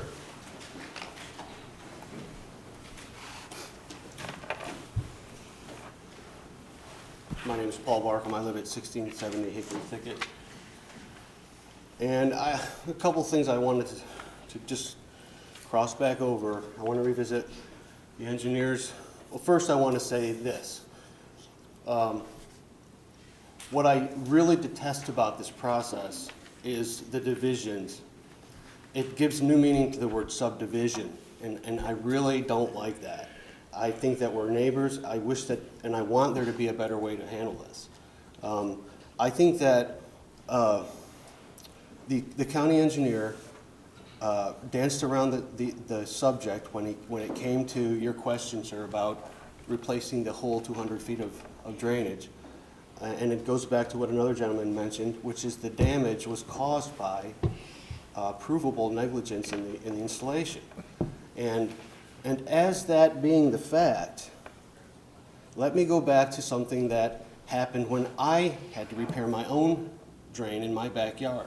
Because I went down to the zoning office and I got what this gentleman got. The zoning map with everything laid out, and it clearly states that on your property, any drainage that's buried there is your responsibility. I had to make a choice. I had the ground collapsing in my own backyard.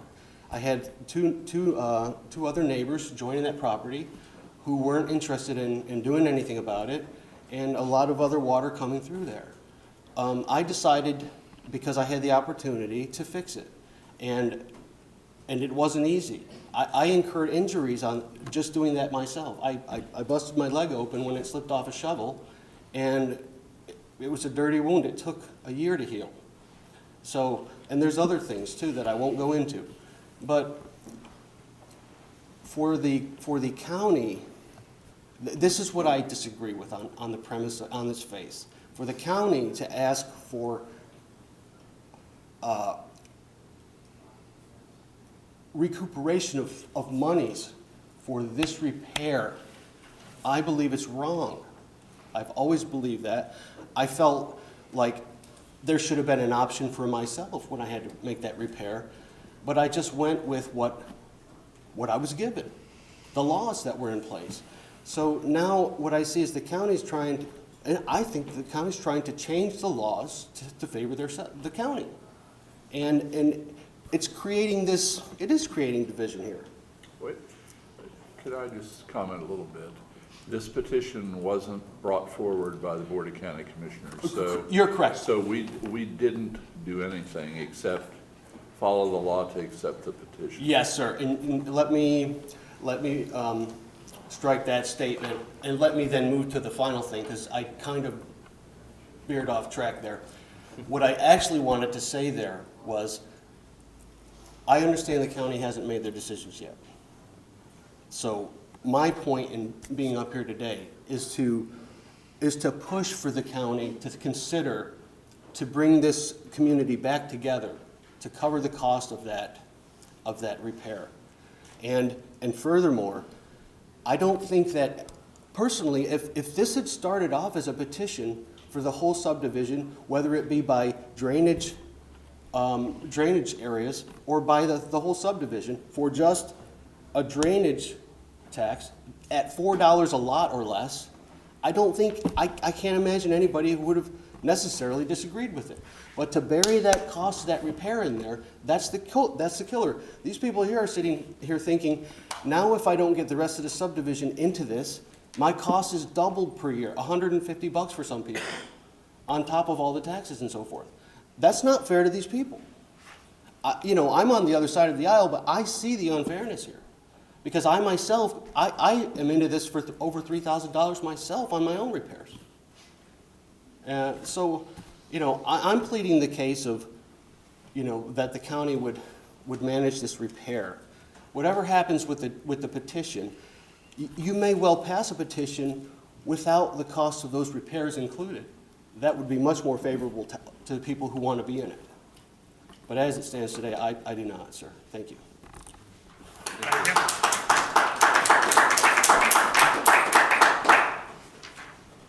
Any others?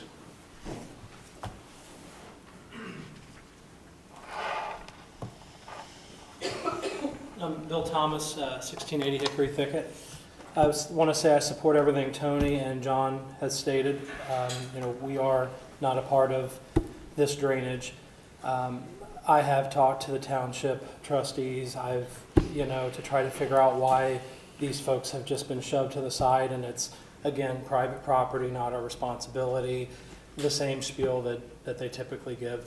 The problem that we all face here is this isn't an isolated incident. This is going on throughout the state. It's going on throughout the county.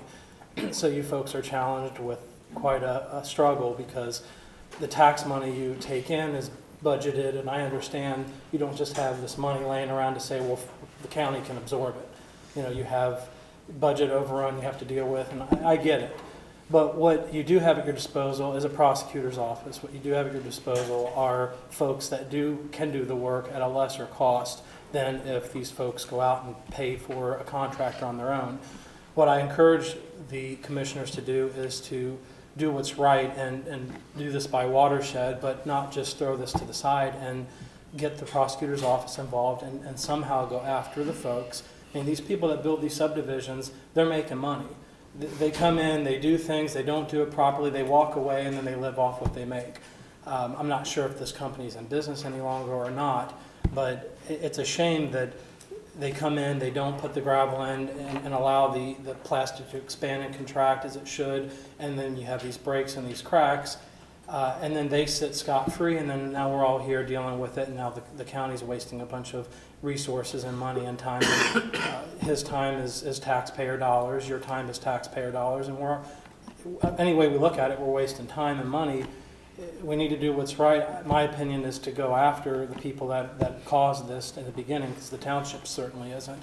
But in the meantime, as John and Tony has represented of our sections, we just are not benefiting properties, and I just don't see fit that we can just freely start billing people for work that was after the fact that our property was built.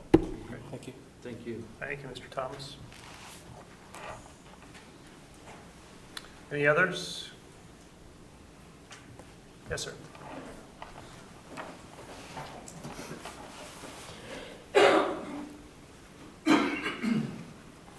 I'm John Kington. I live at 1566 Orchard Valley Drive. I support what Mr. Warner and Mr. Dabrowski have said. Mr. Munger had put up a slide that had subdivided this area into 3 sections. I think more or less according to watershed and where he found an issue. I was wondering if I could ask a question about that. Sure. Okay. Mr. Munger, I noticed that when you subdivided that into 3, that, first of all, I should say I'm in Section 2, that Section 2 and Section 1 were not in any of those sub-areas. Is there a water storm up in either of those sections? And if so, did you inspect those?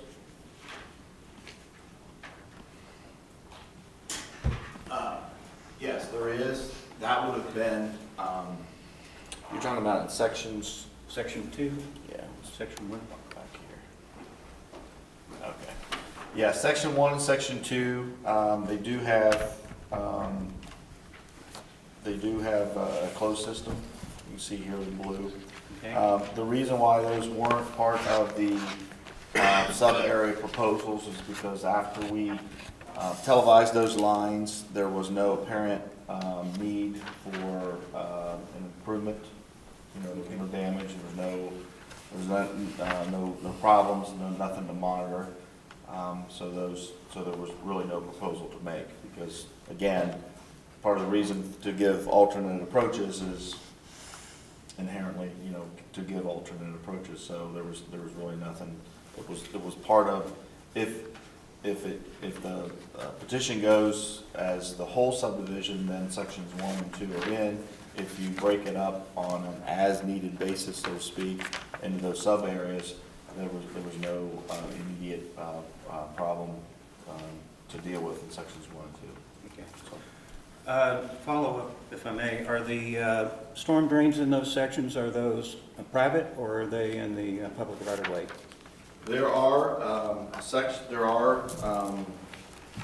it's a little bit of both. There's some, I don't know those numbers off the top of my head, but graphically here, looking at this map, it looks like it's about half and half. So about, I don't know what the total feet is, but it looks like about half of the underground pipes are on private property, and about half of the underground pipes are along the roads. Okay, thank you. We're actually going to limit this to testimony and comment. We'll have a discussion period briefly after this, but right now we're just going to limit it to testimony. So is there anyone else that's here to testify against the petition?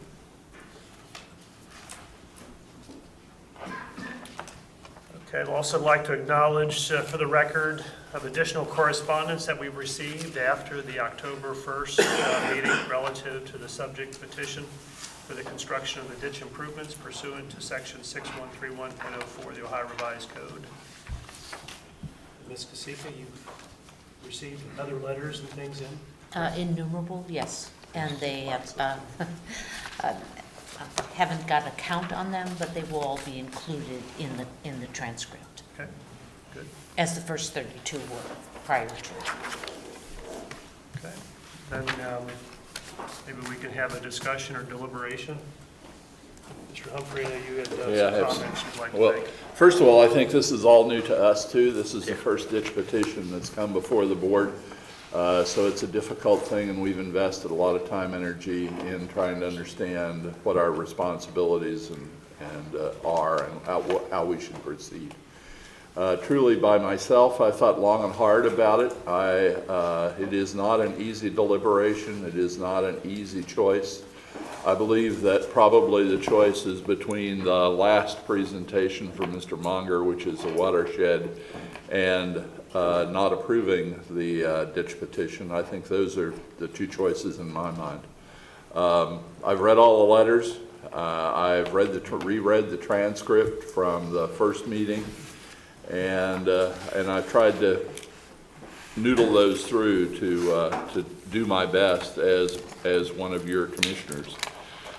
We began the public hearing on the ditch petition on Orchard Valley last October the 1st, and it was continued in progress until today, and I've lost my glasses. The purpose of the public hearing is to hear testimony to help us make a decision to grant, modify, or dismiss the ditch petition. The criteria that was stated a couple times are that the proposed undertaking of the maintenance, improvement, and repairs necessary for the disposal and removal of surplus water. The second is that the purpose undertaking of the maintenance, improvement, and repair will be conducive to the public welfare. And the third is that the board is reasonably certain that the cost of the proposed undertaking of maintenance, improvement, and repair will be less than the benefits conferred by such undertaking. So the repair is less than the benefit. Facts were presented to help us determine these criteria. There was significant testimony that was outside the scope of these criteria that I've mentioned. The comments were permitted and are in the public record. We did not respond to those comments because our response would not be relevant to the three criteria. But I'm afraid as a result of that, people are convinced that those comments were true and that we sat with our tail between our legs and accepted those comments because we were wrong and we had no defense. I want to set the record straight. The county did nothing wrong. Our comment, one comment that was repeated several times was the building inspection department did not do their job in inspecting the pipes when they were installed. First of all, the building department does not do the inspections. The developer of the subdivision hires a professional engineer to inspect the stormwater lines as they are installed, and a report of those inspections is filed with our building department. The building department relies on the representations of the professional engineer that the installation was done properly. Second, shoddy workmanship was alleged because when you look in the hole, the only thing you see is clay and some construction debris. Frankly, from looking in the hole, you can't tell whether it was put in properly or not put in properly. The building,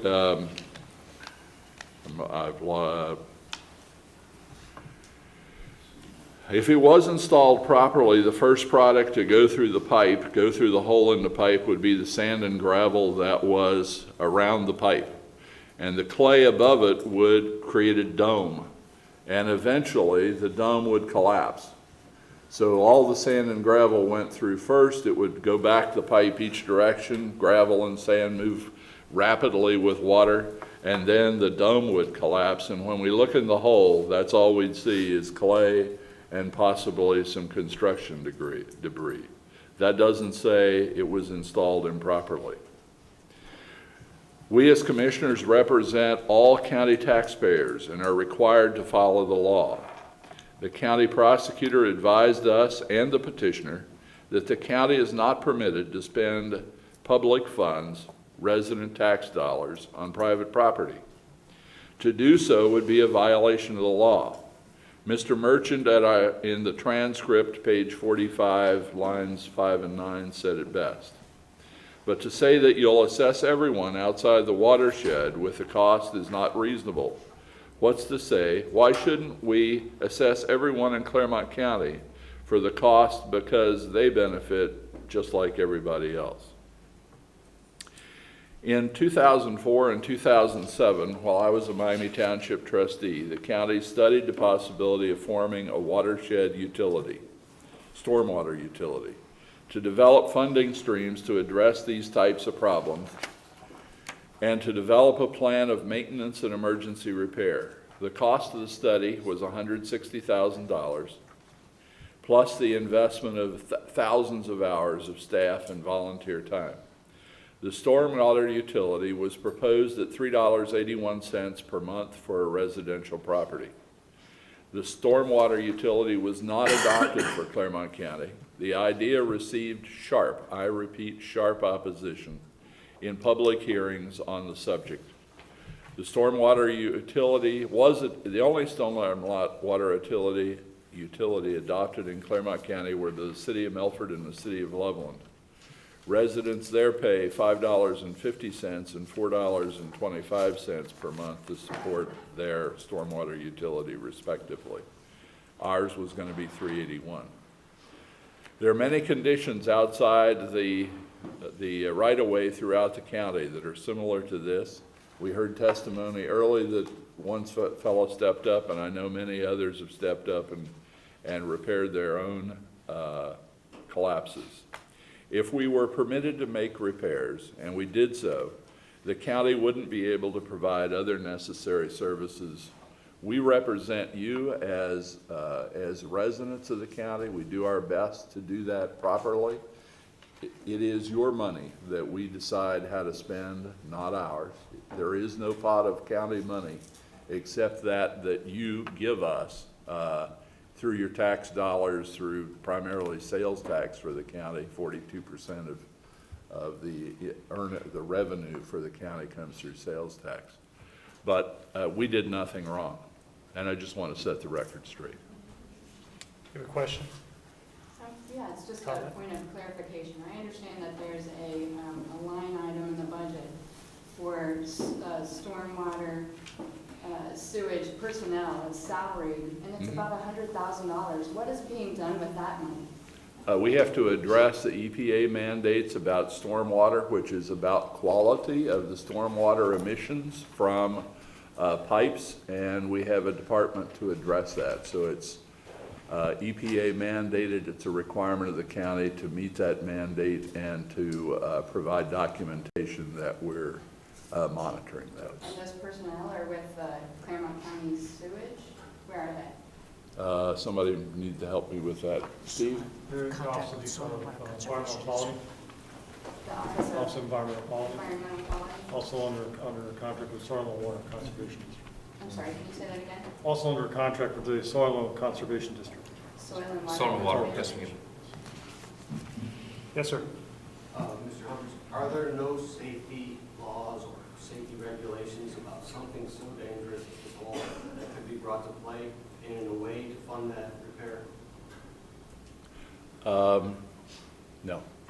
The answer is no. It's on private property. It's a private property issue, unless we move forward with the ditch petition. There are others, as we've heard here, that have addressed the private property issue themselves, and here we have a ditch petition. I've got a question for Mr. Munger. Someone had said earlier that this was not an isolated incident, but I think it is. I mean, we don't see these very often, do we? Can you comment on that? This is truly an exception more than the rule, I guess. Yes, I mean, we've had, I guess, probably 3 situations since I've been engineer, starting back to 03. So it's not like they come in daily or weekly. I think part of that is they're addressed by the private property owner and they never come to the Board of County Commissioners. I knew as a township trustee of 2 or 3 that were in Miami Township where the private property owner made the repair. There was one in a backyard that the underground pipe erupted and filled the guy's pool with sand and gravel right on Pleasant Hill Road. So I don't think the county hears about them because this is the first ditch petition we've seen with regard to stormwater ever in our county's history. Great, thank you.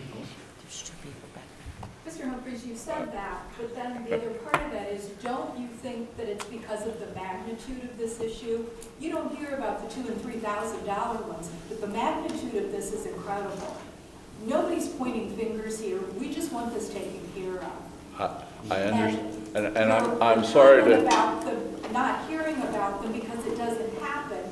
I'm not saying it doesn't happen. You're saying you don't hear about them, but you don't hear about them because, to your knowledge, the magnitude of this is incredible. And what I wanted to say earlier, and you didn't permit me to, was that this should not be on the back of 2 homeowners. This is clearly not of their doing. And there are other remedies. There are other remedies. However, your charge is to make a fair and equitable decision, knowing that this is not their issue. And that's what I would have said had you allowed me to come to the podium earlier. I didn't realize you were denied the option to come to the podium. You said it now. Well, I said part of it. Okay. Yes, sir. This is a question for the engineer. Is this the watershed in the 64 houses, give or take? Is that your formal proposal to the board? No, it's an alternate. I mean, I may have missed that. I didn't hear you say that, so I just wanted to. No, that's fine. The form, it's all, I guess, it really started back in October with the presentation or the option to do the whole subdivision was a option. Another option was to break it into sub-areas, and then as a result of that meeting, they asked to take the sub-area 1, which included sections 5, 6, and 7, and break that down even further. So it's, I don't have it preferred, it's just, these are just, I'm presenting all of the facts. I'd like to comment on, I don't think you folks really have a full appreciation of the extent of damage here. That line is, Mr. Monger said, is run 220 feet this long. The one where the sinkhole is, that's just one break. We had an independent company inspect that line, and there are multiple breaks in that line. So the whole thing needs to be replaced, as Mr. Menger says. Now, 200-foot of line, buried 11 feet deep, that you need specialized equipment, our estimated cost is over $100,000. Do you expect a person on a retired income to replace a line that's over $100,000? Do you really expect that to be done? I think Mr. Munger said it was $43,900. Well, and that's his cost, but I had an estimate, it was $8,600 to just fix the one hole. To replace the whole thing was over $100,000. Now, do you really expect the homeowner to absorb that cost? It ain't gonna be done, guys. I can tell you that. It Why ain't would gonna be done. anybody buy a house that has a storm Yes, drain ma'am. on it? If they're required to. You know, I brought my 4 kids here today. We homeschool, we're home all the time. We live around the corner. We're friends with the folks who have the sinkhole. I can't explain to you enough how discouraging it is to not have a system in place to be able to take care of this. And how, to me, it promotes private homeowners to filling the holes themselves when clearly this cannot be done. But how anybody in this room would really be willing to go home, and if they had a sinkhole in their property, would they call you first, or would they just fill it up with concrete? And so that, you know, I have to say that I know we're talking about a ditch petition, but the bigger picture is what kind of a community do we want to live in? What do we want to promote? Do we want a hole that's 17 feet deep that for the past year and a half, he's only 5.5 now, but even my 11-year-old here could not climb out of that hole if she wanted to. And there are other lines down there. So I have to tell you, I know that this is due process. We're trying to find a solution here. But the time that it takes, there's been an awful lot of risk. And the precedent that's being set by the laws that we have in place is pretty pitiful. I think that there are other solutions, but we need to find a good and equitable one and expedite this process. That's what we're trying to do. Yeah. Yes, ma'am. If it's okay, I'm gonna just come up here because I like to look at everybody. I'm the other petitioner, along with Bob and Donna. I'm the other neighbor on this. What's your name? I am Diane Welch at 5522 Scarlet Maple. And I guess I just want to make a few basic comments. When the hole started, we had no idea what we needed to do, so we went to Miami Township, and I'll try to make this quick. But after several attempts at going to the township meetings, I became very frustrated, and I point blank asked the township people at the meeting, what would you do if you were me? And the comment was, I am the daughter of an attorney. I would hire an attorney. So I knew we couldn't afford to fix this hole. I know enough about laws and things that I didn't want to assume the responsibility of fixing this hole. So after many attempts to find an attorney that would take this case on, Mr. Mann took the case on, and I have to tell all of you, I personally cannot afford him. My husband and I cannot afford him. Okay? But that's what we were told was our option, to hire an attorney. I know nothing about a ditch petition. I've learned a lot, as well as everybody else, but I'm told this is the only way that we can get this fixed. A couple people said sue the builder. I don't have that kind of money to sue the builder. I don't. My other comment is, as at the viewing, where a lot of important people of substance that have power and positions came to the viewing, all those people came and nobody seemed to notice that the hole had outgrown the second orange fence. I had to beg to get the first orange fence up. I begged to get the second orange fence up. And at the viewing, all these people that came for the viewing, that's what it was supposed to be, nobody seemed to notice that we needed a third fence up. That's how large the hole has grown. So I'd like to ask anybody here that can make a phone call after we leave here today to have a new orange fence put up because the hole has outgrown it.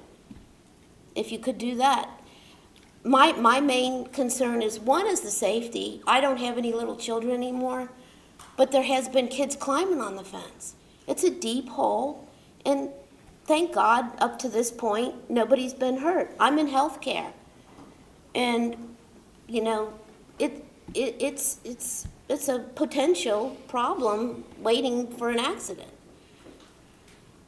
And I guess the last thing I just want to comment on is we've done everything we're supposed to do, and it's been 1 year and 7 months. And I know, I know it's not going to get fixed tomorrow, but anything we can do to expedite this, that's what I would like to see happen. I don't really want it to get any bigger. It's going to affect our driveway soon. The cost will get bigger. And, I'm the original owner of this house. I picked this piece of property and paid lots of extra money to be down in the cul-de-sac, not knowing anything that I would assume the responsibility of a storm sewer pipe. I didn't know any of that. I'm still like flabbergasted to think that somebody would expect me to pay for that. I mean, my husband and I our house isn't paid for. Where would we get this money? I mean, we don't have it. I just would like to get it fixed, and I feel bad for all the people that think they're not affected, but, I got a phone call this morning from somebody that said, it's okay if your water's not flowing through it, but, if we included everybody, that's 5 cups of coffee at Starbucks in a year. $30 a year? I mean, I voted yes for the school levies ever since my daughter graduated. I don't have any children in school, but I'm going to put more taxes into that. I pay for all kinds of things to help the community out. I'd like to get a little help, and I'd like to get it sooner rather than later and get the hole fixed and keep the neighborhood safe. Thank you. Thank you. Thank you very much. Yes, sir. To address that point, they're willing to do anything. Actually, after the second petition, there was originally supposed to be a viewing on that on April 2nd, I believe it was. And we went down and visited with the Weddings and the Walters, Ms. Thielman and myself. And we suggested what we considered a more rational and reasonable approach, which was basically follow the watershed. But rather than do that and try to follow the watershed in that precedence, they chose to incorporate the whole subdivision for some reason. Okay, so I mean, this whole thing isn't exactly somebody else's fault either. Okay, they chose to refile the petition and incorporate the whole county, even though they had a suggestion. So it's not like it didn't occur to them. We discussed it. For Claremont County suggestion. Thank you. Weddings. Let me ask you a question, Mr. Mann. I guess as you were looking for your clients at the legal options, one of which I guess would be to go after the builder.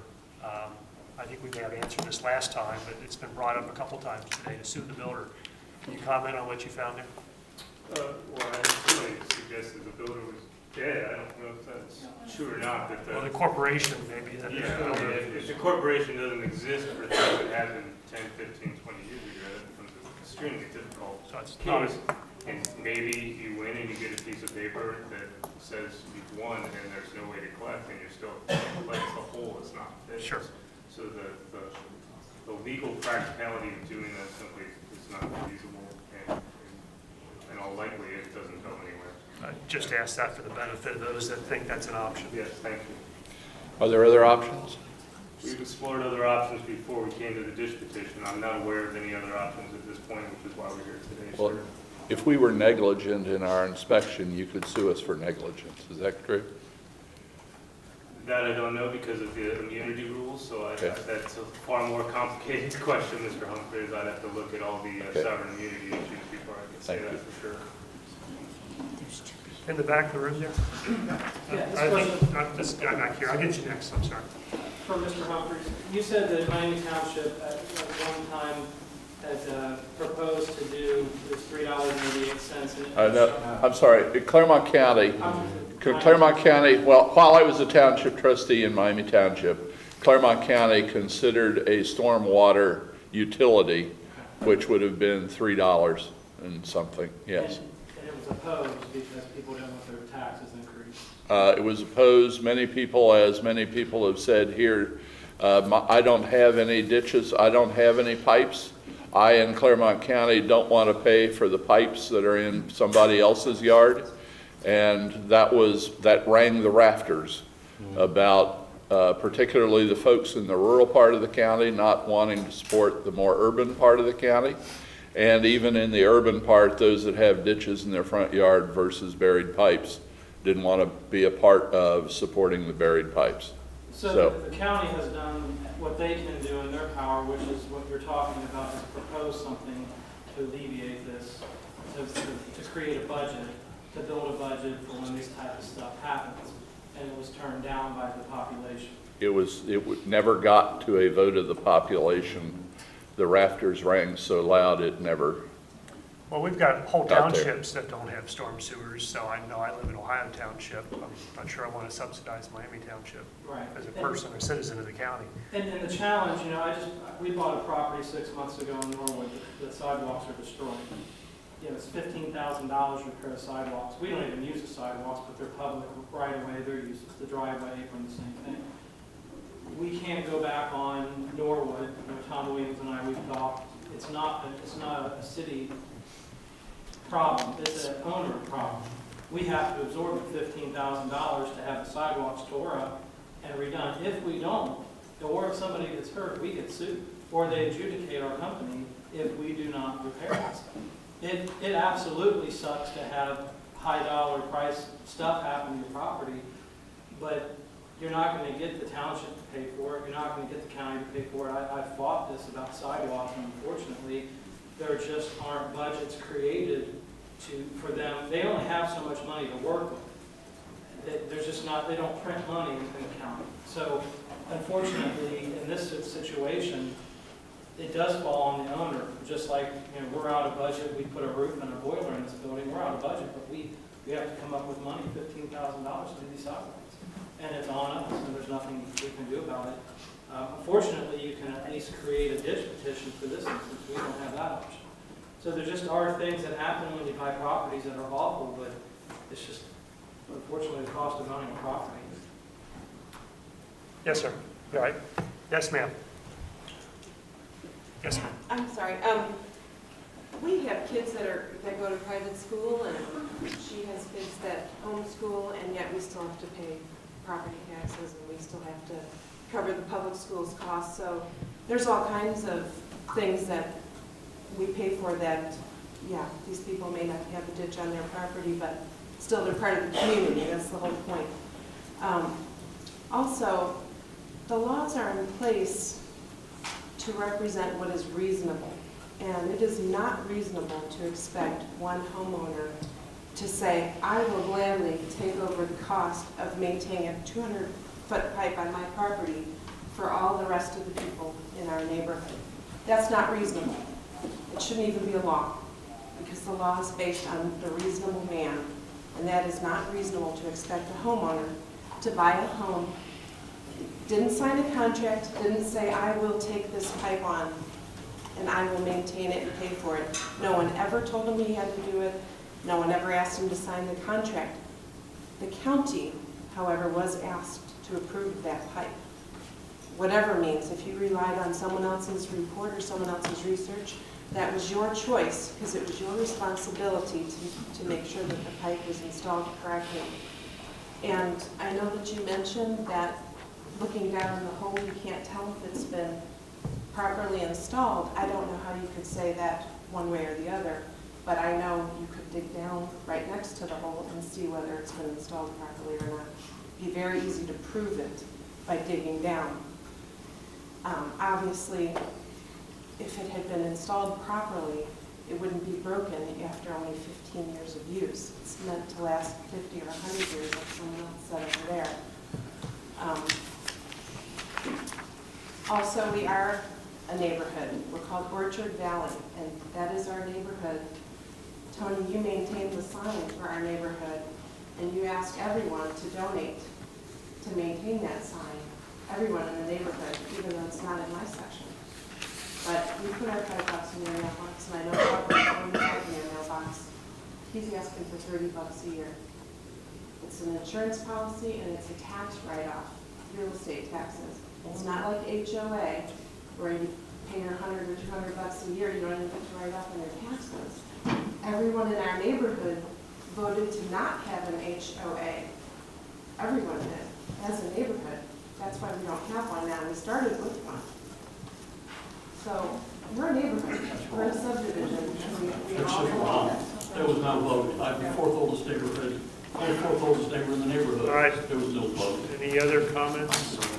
We need comments regarding Yes, sir. the ditch petition. Back again, Tom Sherman, 1681 Hickory Thicket Drive. The lady keeps saying it's wrong to have one person pay for this.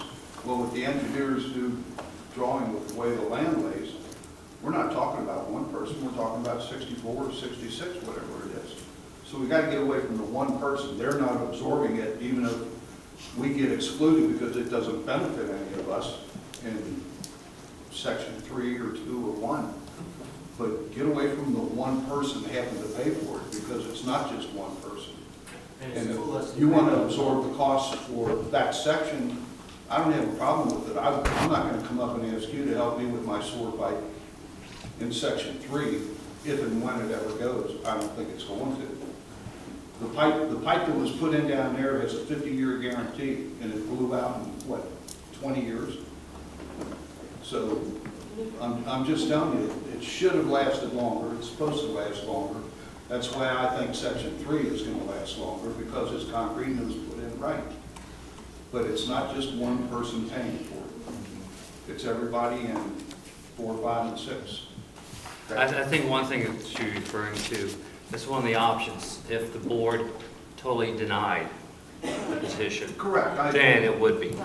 I understand. But, so that's why the options either that, accepting the petition for everybody, or accepting modification of it. Yeah, and So I'm that's just what- saying maybe your attorney should amend the petition. Right. Maybe we ask Mr. Ubel and Mr. Proud to do what Mr. Humphrey's done and kind of share what are your thoughts at this point? You want me to go first? Again, I'm going to keep my very short and simple. And again, you all know what the options we have. And, you know, to me, if we totally deny it, that makes no sense. That's not helping the problem, addressing the problem whatsoever. Personally, you know, for me, I think that looking at the watershed and that those property owners that actually drain into by percentage is, I'm not saying it's the most perfect way, but it's the most fair and equitable. And again, it doesn't put the burden just on 1 or 2 property owners by doing that as well. And that's how I feel. You know, personally, I look at this as not Orchard Valley subdivision. This is a precedence we're setting for the future. Therefore, we have to take everything into consideration that may happen in a year, in 10 years, further out. So I feel it should be an expense that is shared simply because of the magnitude of it, or the potential magnitude of it.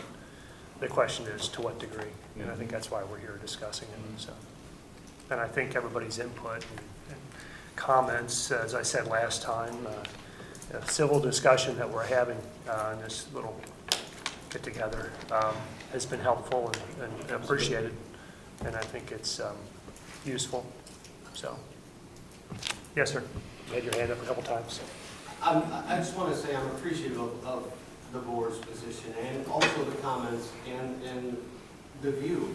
But I was wondering, given what we've all learned about all of this, would it be something that may happen in the future that the board would look into to then draw maps of our county which reflect directly watersheds and the drainage, and then seek to then instigate some petitions for those watersheds, and then so that you would have a fund if something like this happened. Well, I think it comes down to where your storm sewers are, and they only are located in a very small percentage of the county. So to draw these maps up, I think we have the maps, they're called topo maps, and we have creeks and streams and rivers to handle it on a normal basis. But in subdivisions, in some subdivisions, we have storm sewers. And in those cases, that's kind of why we're here today. Right, so I guess what I'm trying to get at is, Mr. Humphries said that previously that they had tried to instigate a tax for drainage over the whole county. And what we've learned, I think, shows us that the issues come up based on drainage. And so would it be beneficial, or would it be something that the board would look into, to then map those drainage areas in subdivisions and make a requirement for new subdivisions that the drainage is outlined as part of those building processes and emphasized. And then, you know, maybe you could then revisit a very small patch for these kind of situations, because you probably won't find the builders wanting to change the way they're building these drains. The drains are where they have to be. The properties are what they are. They have to put the drains in where they go. So you're not going to get rid of this problem. That's, I guess, what I'm trying to say is, it seems like we have a problem, but it's a problem of foresight. And that's what's caused this. Thank you. Yes, sir. With the modifications that may be considered for this petition. I take it you live in the subdivision? I do. And your name? My name is Brian Lynch. I'm at 5616 Beach Grove, so I'm directly affected by one of the other damaged pipes, the 12-inch pipe on Beach Grove. The modification that would be considered, would it include that damaged pipe? Or would this be specific to the 36-inch pipe on Maple? I think today we're just discussing the 36-inch pipe. Okay. Great.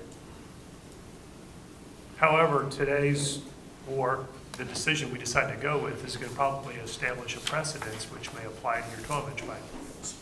Well, I believe, if I'm not mistaken, Yeah, just a quick point of clarification. The original hearing, I guess, the first hearing in October, I presented several options. One option, or option to include the whole subdivision, was an option, and then we had three other options: sub-area 1, sub-area 2, sub-area 3, and now we have what's called a fourth option. So the way I view this is all those options available to the board. If you want to pick option 1, you know, if you want to pick of those three options from the alternate that I presented, sub-area 1, 2, and 3, if you wanted to pick 1, 2, or 3 of those, I mean, those options, it's the way I see it, are available. Commercial maybe hungry for. What do we call this last option you presented today? With watershed, the water. I would say it would be just to try to keep some sort of, you know, consistency. It's complicated, but sub-area 1A, because the first proposal, if you remember, was the whole subdivision. And then when we looked at the problem areas, there was a problem in section 5, which dealt with 5, 6, and 7. So I believe, I can't remember the presentation from October, but I believe that was what we called sub-area 1. And then I know we had a sub-area 2 and a sub-area 3. So really what this is today is a refinement of sub-area 1.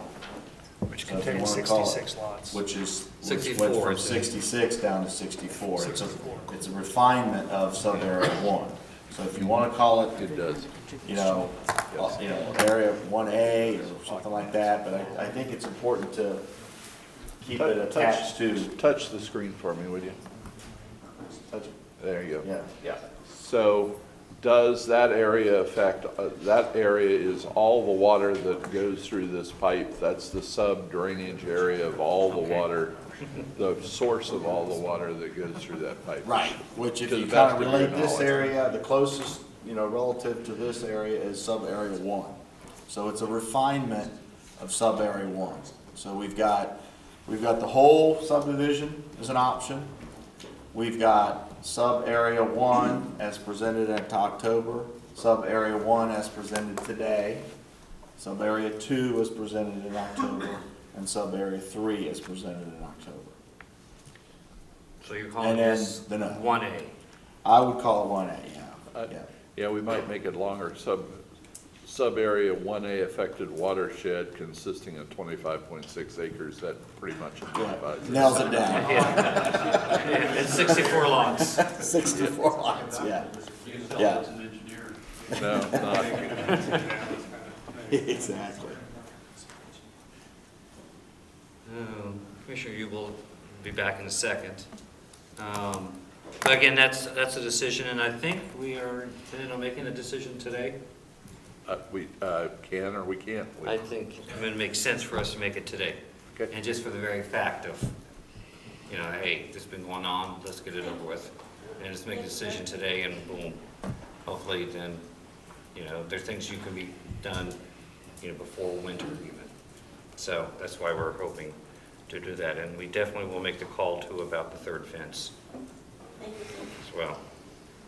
Point of clarification, isn't there still have to be a final hearing where the engineer actually reports to the commissioners on what the actual cost will be based on the bids he receives? And then each homeowner should be receiving another certified letter that Right. outlines specifics. Absolutely. Okay. Yeah, but that's based upon what decision we make. It's based upon what he. I just want to make sure everybody's clear that Yes. it's not going to be pulling up tomorrow. Not tomorrow, right. Okay. Will the letters be sent to only the Wait. affected homeowners? or- I don't know that that's a I need Marshall to help me with the process. That's the process. If the board should vote in favor of the petition as filed or a modification of the petition today, if they do either of those, then the next thing that happens according to grant of petition, which is 61-3112, is the board shall adjourn the hearing on the improvement to the date that it has fixed for the filing of the reports, plans, and schedules by the engineer, and adjourn the proceedings from time to time if necessary thereafter. So what we've heard from Mr. Monger is he needs to do his own estimate of what the cost will be if the engineer's office undertakes the project, assuming that, the petition is either granted as filed or as amended, or if you will, as modified, probably a better way to say it. He's going to need to tell the board today, if they do that, how long it's going to take to get those figures. Because then we have to pick another date, giving him enough time to do that, to come back together with the affected property owners having certainly notification to be here. And he will then have a good figure for you. I mean, we have a good preliminary estimate, but what has to go into this is there going to be a bond? Is there going to be a interest on the bond? What's the exact figure going to be, or as close as we can get to that exact figure that each property owner would have to pay? So that's the next step, okay? There has to be another hearing with no longer preliminary figures, but good figures. But if we make that determination, we can't reverse it, and we go forward with the petition regardless of what the cost comes back. We're based on the estimates today, and we're there. Is that's my understanding or not? My reading of the petition is it could go down again. On another hearing. That's okay. correct. Specifically, if the costs were actually outweigh the benefit, you would have to deny it. That's correct. Absolutely, yes. From the man who knows more than he ever wanted to know about this. All of us here, I think, are in that group. Is that right? Yes, sir. This is a point that it's a plea, I guess, in behalf of the post office, okay? Because the last time we got these letters sent out, there were 200 of them that went out all at the same time. Yes. And to be honest, the post office didn't do what you paid them to do. They were supposed to come knock on your door, okay, and get you to sign for the letter, okay? They didn't do that. Instead, because I was sitting there looking out the window as I watched them just stick a paper in there saying, come to the post office and get it. Now, what I talked to the postmaster about it, basically what they were saying was, if it's possible or legal, I'm not going to leave that to you. It has to be by certified mail return receipt. Well, but could it be done in batches? You know, send 50 a day for 4 days. If that's The problem is when we get into the timetables under the statute, we can't necessarily accommodate that. And I know, because believe me, the staff for the BCC just goes through all kinds of hoops to make sure this gets done. We will do the best we can. Unfortunately, we can't control the U.S. Post Office. I understand. I just wanted to let you know that that situation occurred and see if there's anything. And if we did it, then Wow. we would arbitrary capricious on Yes. Just want to, I guess I want to reiterate in terms of the petition, however you guys choose to go with it. There's one additional section right there with Beach Grove that is affected by the pipe, maybe not nearly as many lots or whatever. I know I'm going to have to pay for this one way or the other. I would like if you could consider the Beach Grove section and whatever you guys decide. Thank you. I didn't get your name and address earlier, I'm sorry. Brian Lynch, and 5616 Beach Grove Drive. Thank you. I am the property that is included with the 12-inch pipe, the second sub-area 2. Section 4. Yeah. Yeah, I think, I mean, the engineer can correct me, but I think there would be sections 4, 5, 6, and 7. Okay, good. Sub-areas 2 and 1. Okay, well then, based on the evidence presented, I guess the question is how would the commissioners like to proceed? We've got 4 options. 1 to dismiss it, 1 to grant the petition, 1 to grant an alternate petition or proposal, or to continue this continuance.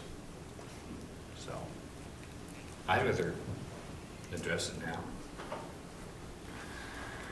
Do we have to, is this in regular session? We're in right You now? are in regular session Okay. right now, you just happen to be in the public hearing. Okay. here in regular session. Commissioner Humphrey? Up your decision. I would tend to concur with Mr. Proud. I think we have all the facts and testimony. Everyone's been given a chance to speak twice now, and I'm not sure if another meeting is going to bring to light too much more new information other than maybe a refinement. It's kicking the can down the road. But if that's the case, if we want to resolve it now, would we then entertain a motion, Ms. Kosika? I defer to Assistant Prosecutor Marshall McCachran. We can What just are do our it now. legal? We can make a motion to. You may make a motion right now. Well, with that, I would move that we would approve the supplement that the county engineer presented to us today, known as Sub-Area 1A, dealing with, I believe it's 64 lots that would be assessed as he's presented. And I'll- So he's amending the petition? He is amending the petition As amended. to go with the proposal made by the county engineer, Pat Longer, known as Area Sub 1A.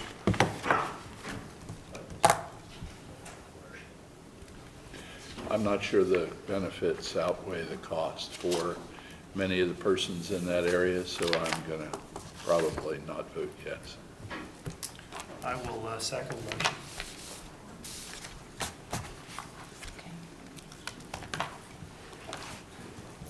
So the motion is to approve the supplement that was submitted by County Engineer Pat Munger, designated as Sub-Area 1A encompassing 64 lots, as presented, and to amend the petition that was submitted, To reflect that. Is that correct? Yes. And do we need, I walked in while you were speaking earlier, Marshall, but you commented on the refinement of the value of the costs and things. Is You this? don't need that to go in here, but we need to select a date for that. Okay. With the benefit of Mr. Monger telling us how long it's going to take for him to have those fixed. We've got a motion though and a second on the floor. We need to do a roll call on that. Mr. Proud? Yay. Mr. Ubel? Yes. Mr. Humphrey? No. Get that. I would just need 2 weeks to get final estimates prepared. So anytime, as long as I have 2 weeks, would be enough time for me to get the final numbers together and present. What are the? You've I got was- notice requirements. Yes, you do, and I don't think that. What are they? How many, what is the notice? Minimum and maximum? Schedule of assessments and damages. The county engineer shall estimate the benefits occurring to the public. The engineer shall determine the estimated cost. Get down here in a minute. Include the schedule of assessments and the name and address of each private owner of land and a description of land believed to be benefited by the proposed improvement, which names and descriptions shall be taken from the tax duplicates. Get to your notice thing here in a minute.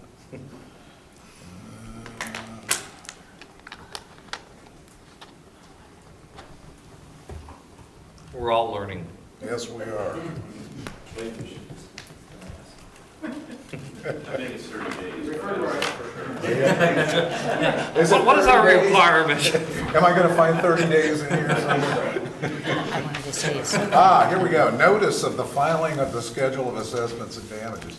Upon the filing with the clerk of the Board of County Commissioners, the reports, plan, and schedules by the engineer as provided under 6131, the board shall fix a date not fewer than 25 nor more than 90 days. You don't have to fix it today. If you want Mr. Monger to present these figures to you in 2 weeks' time, you can fix the date in 2 weeks, 25, but not more than 90 days after 2 weeks from today, if you would like to do that. Sooner the better. We have to have his figures before you fix the date according to 613116. For the final hearing. Correct. You knew that, right? Yes. We need to fix the date today. You want to look at the calendar and So we have to have the comments before we can fix the date. I think that's what. Yes. What it says is, upon the filing with the clerk of the board of the county commissioners of the papers, reports, plans, and schedules by the county engineer as provided in 613114, the board shall fix a date not fewer than 25 or more than 90 days. After he's thereafter filed. for the Subsequent to final the hearing. filing. And that's when we give the notice to. So 2 weeks you can have to Well, us? I'll prepare final documents, final estimates, final price, final cost, if you will. Present that to the board, and then within 2 weeks, I'll do that, and then at that point in time, then you can. You'll be able to And establish the it'll date. need to be broken down the way you had it in the back of your supplemental report, because we have to advise each of the 64 property owners of the exact amount that they're going to be assessed. So really, I have all the only thing that we needed to know today was, what direction we're going. Now that I know the direction we're going, getting that information put together, certainly within 2 weeks, we'll have that back to the board. We have all of the 64 owners' names and all that. So once we determine the final cost, it's just a matter of changing that to the spreadsheet, and all the values will be calculated. So we'll have all the needed and necessary documentation in 2 weeks to the board. Good. Thank you all for attending Yeah, today. thank you very much for your patience. The continuance of the first public hearing of the subject petition. At this point, we'll recess while minutes are prepared for the regular session. Thank you. All right, we got to reconvene, so if you could keep it down or sit down. Thank you. Thank you. Thank you. All right, we are back from recess, and we have a little housekeeping to do. We need to assign Resolution 158-14 to the motion that was made earlier and seconded and approved. So with that said, we'll entertain a motion to adjourn. So moved. Second. Mr. Humphrey? Aye. Mr. Proud? Yay. Mr. Ubel? Yes. Thank you for coming. Done.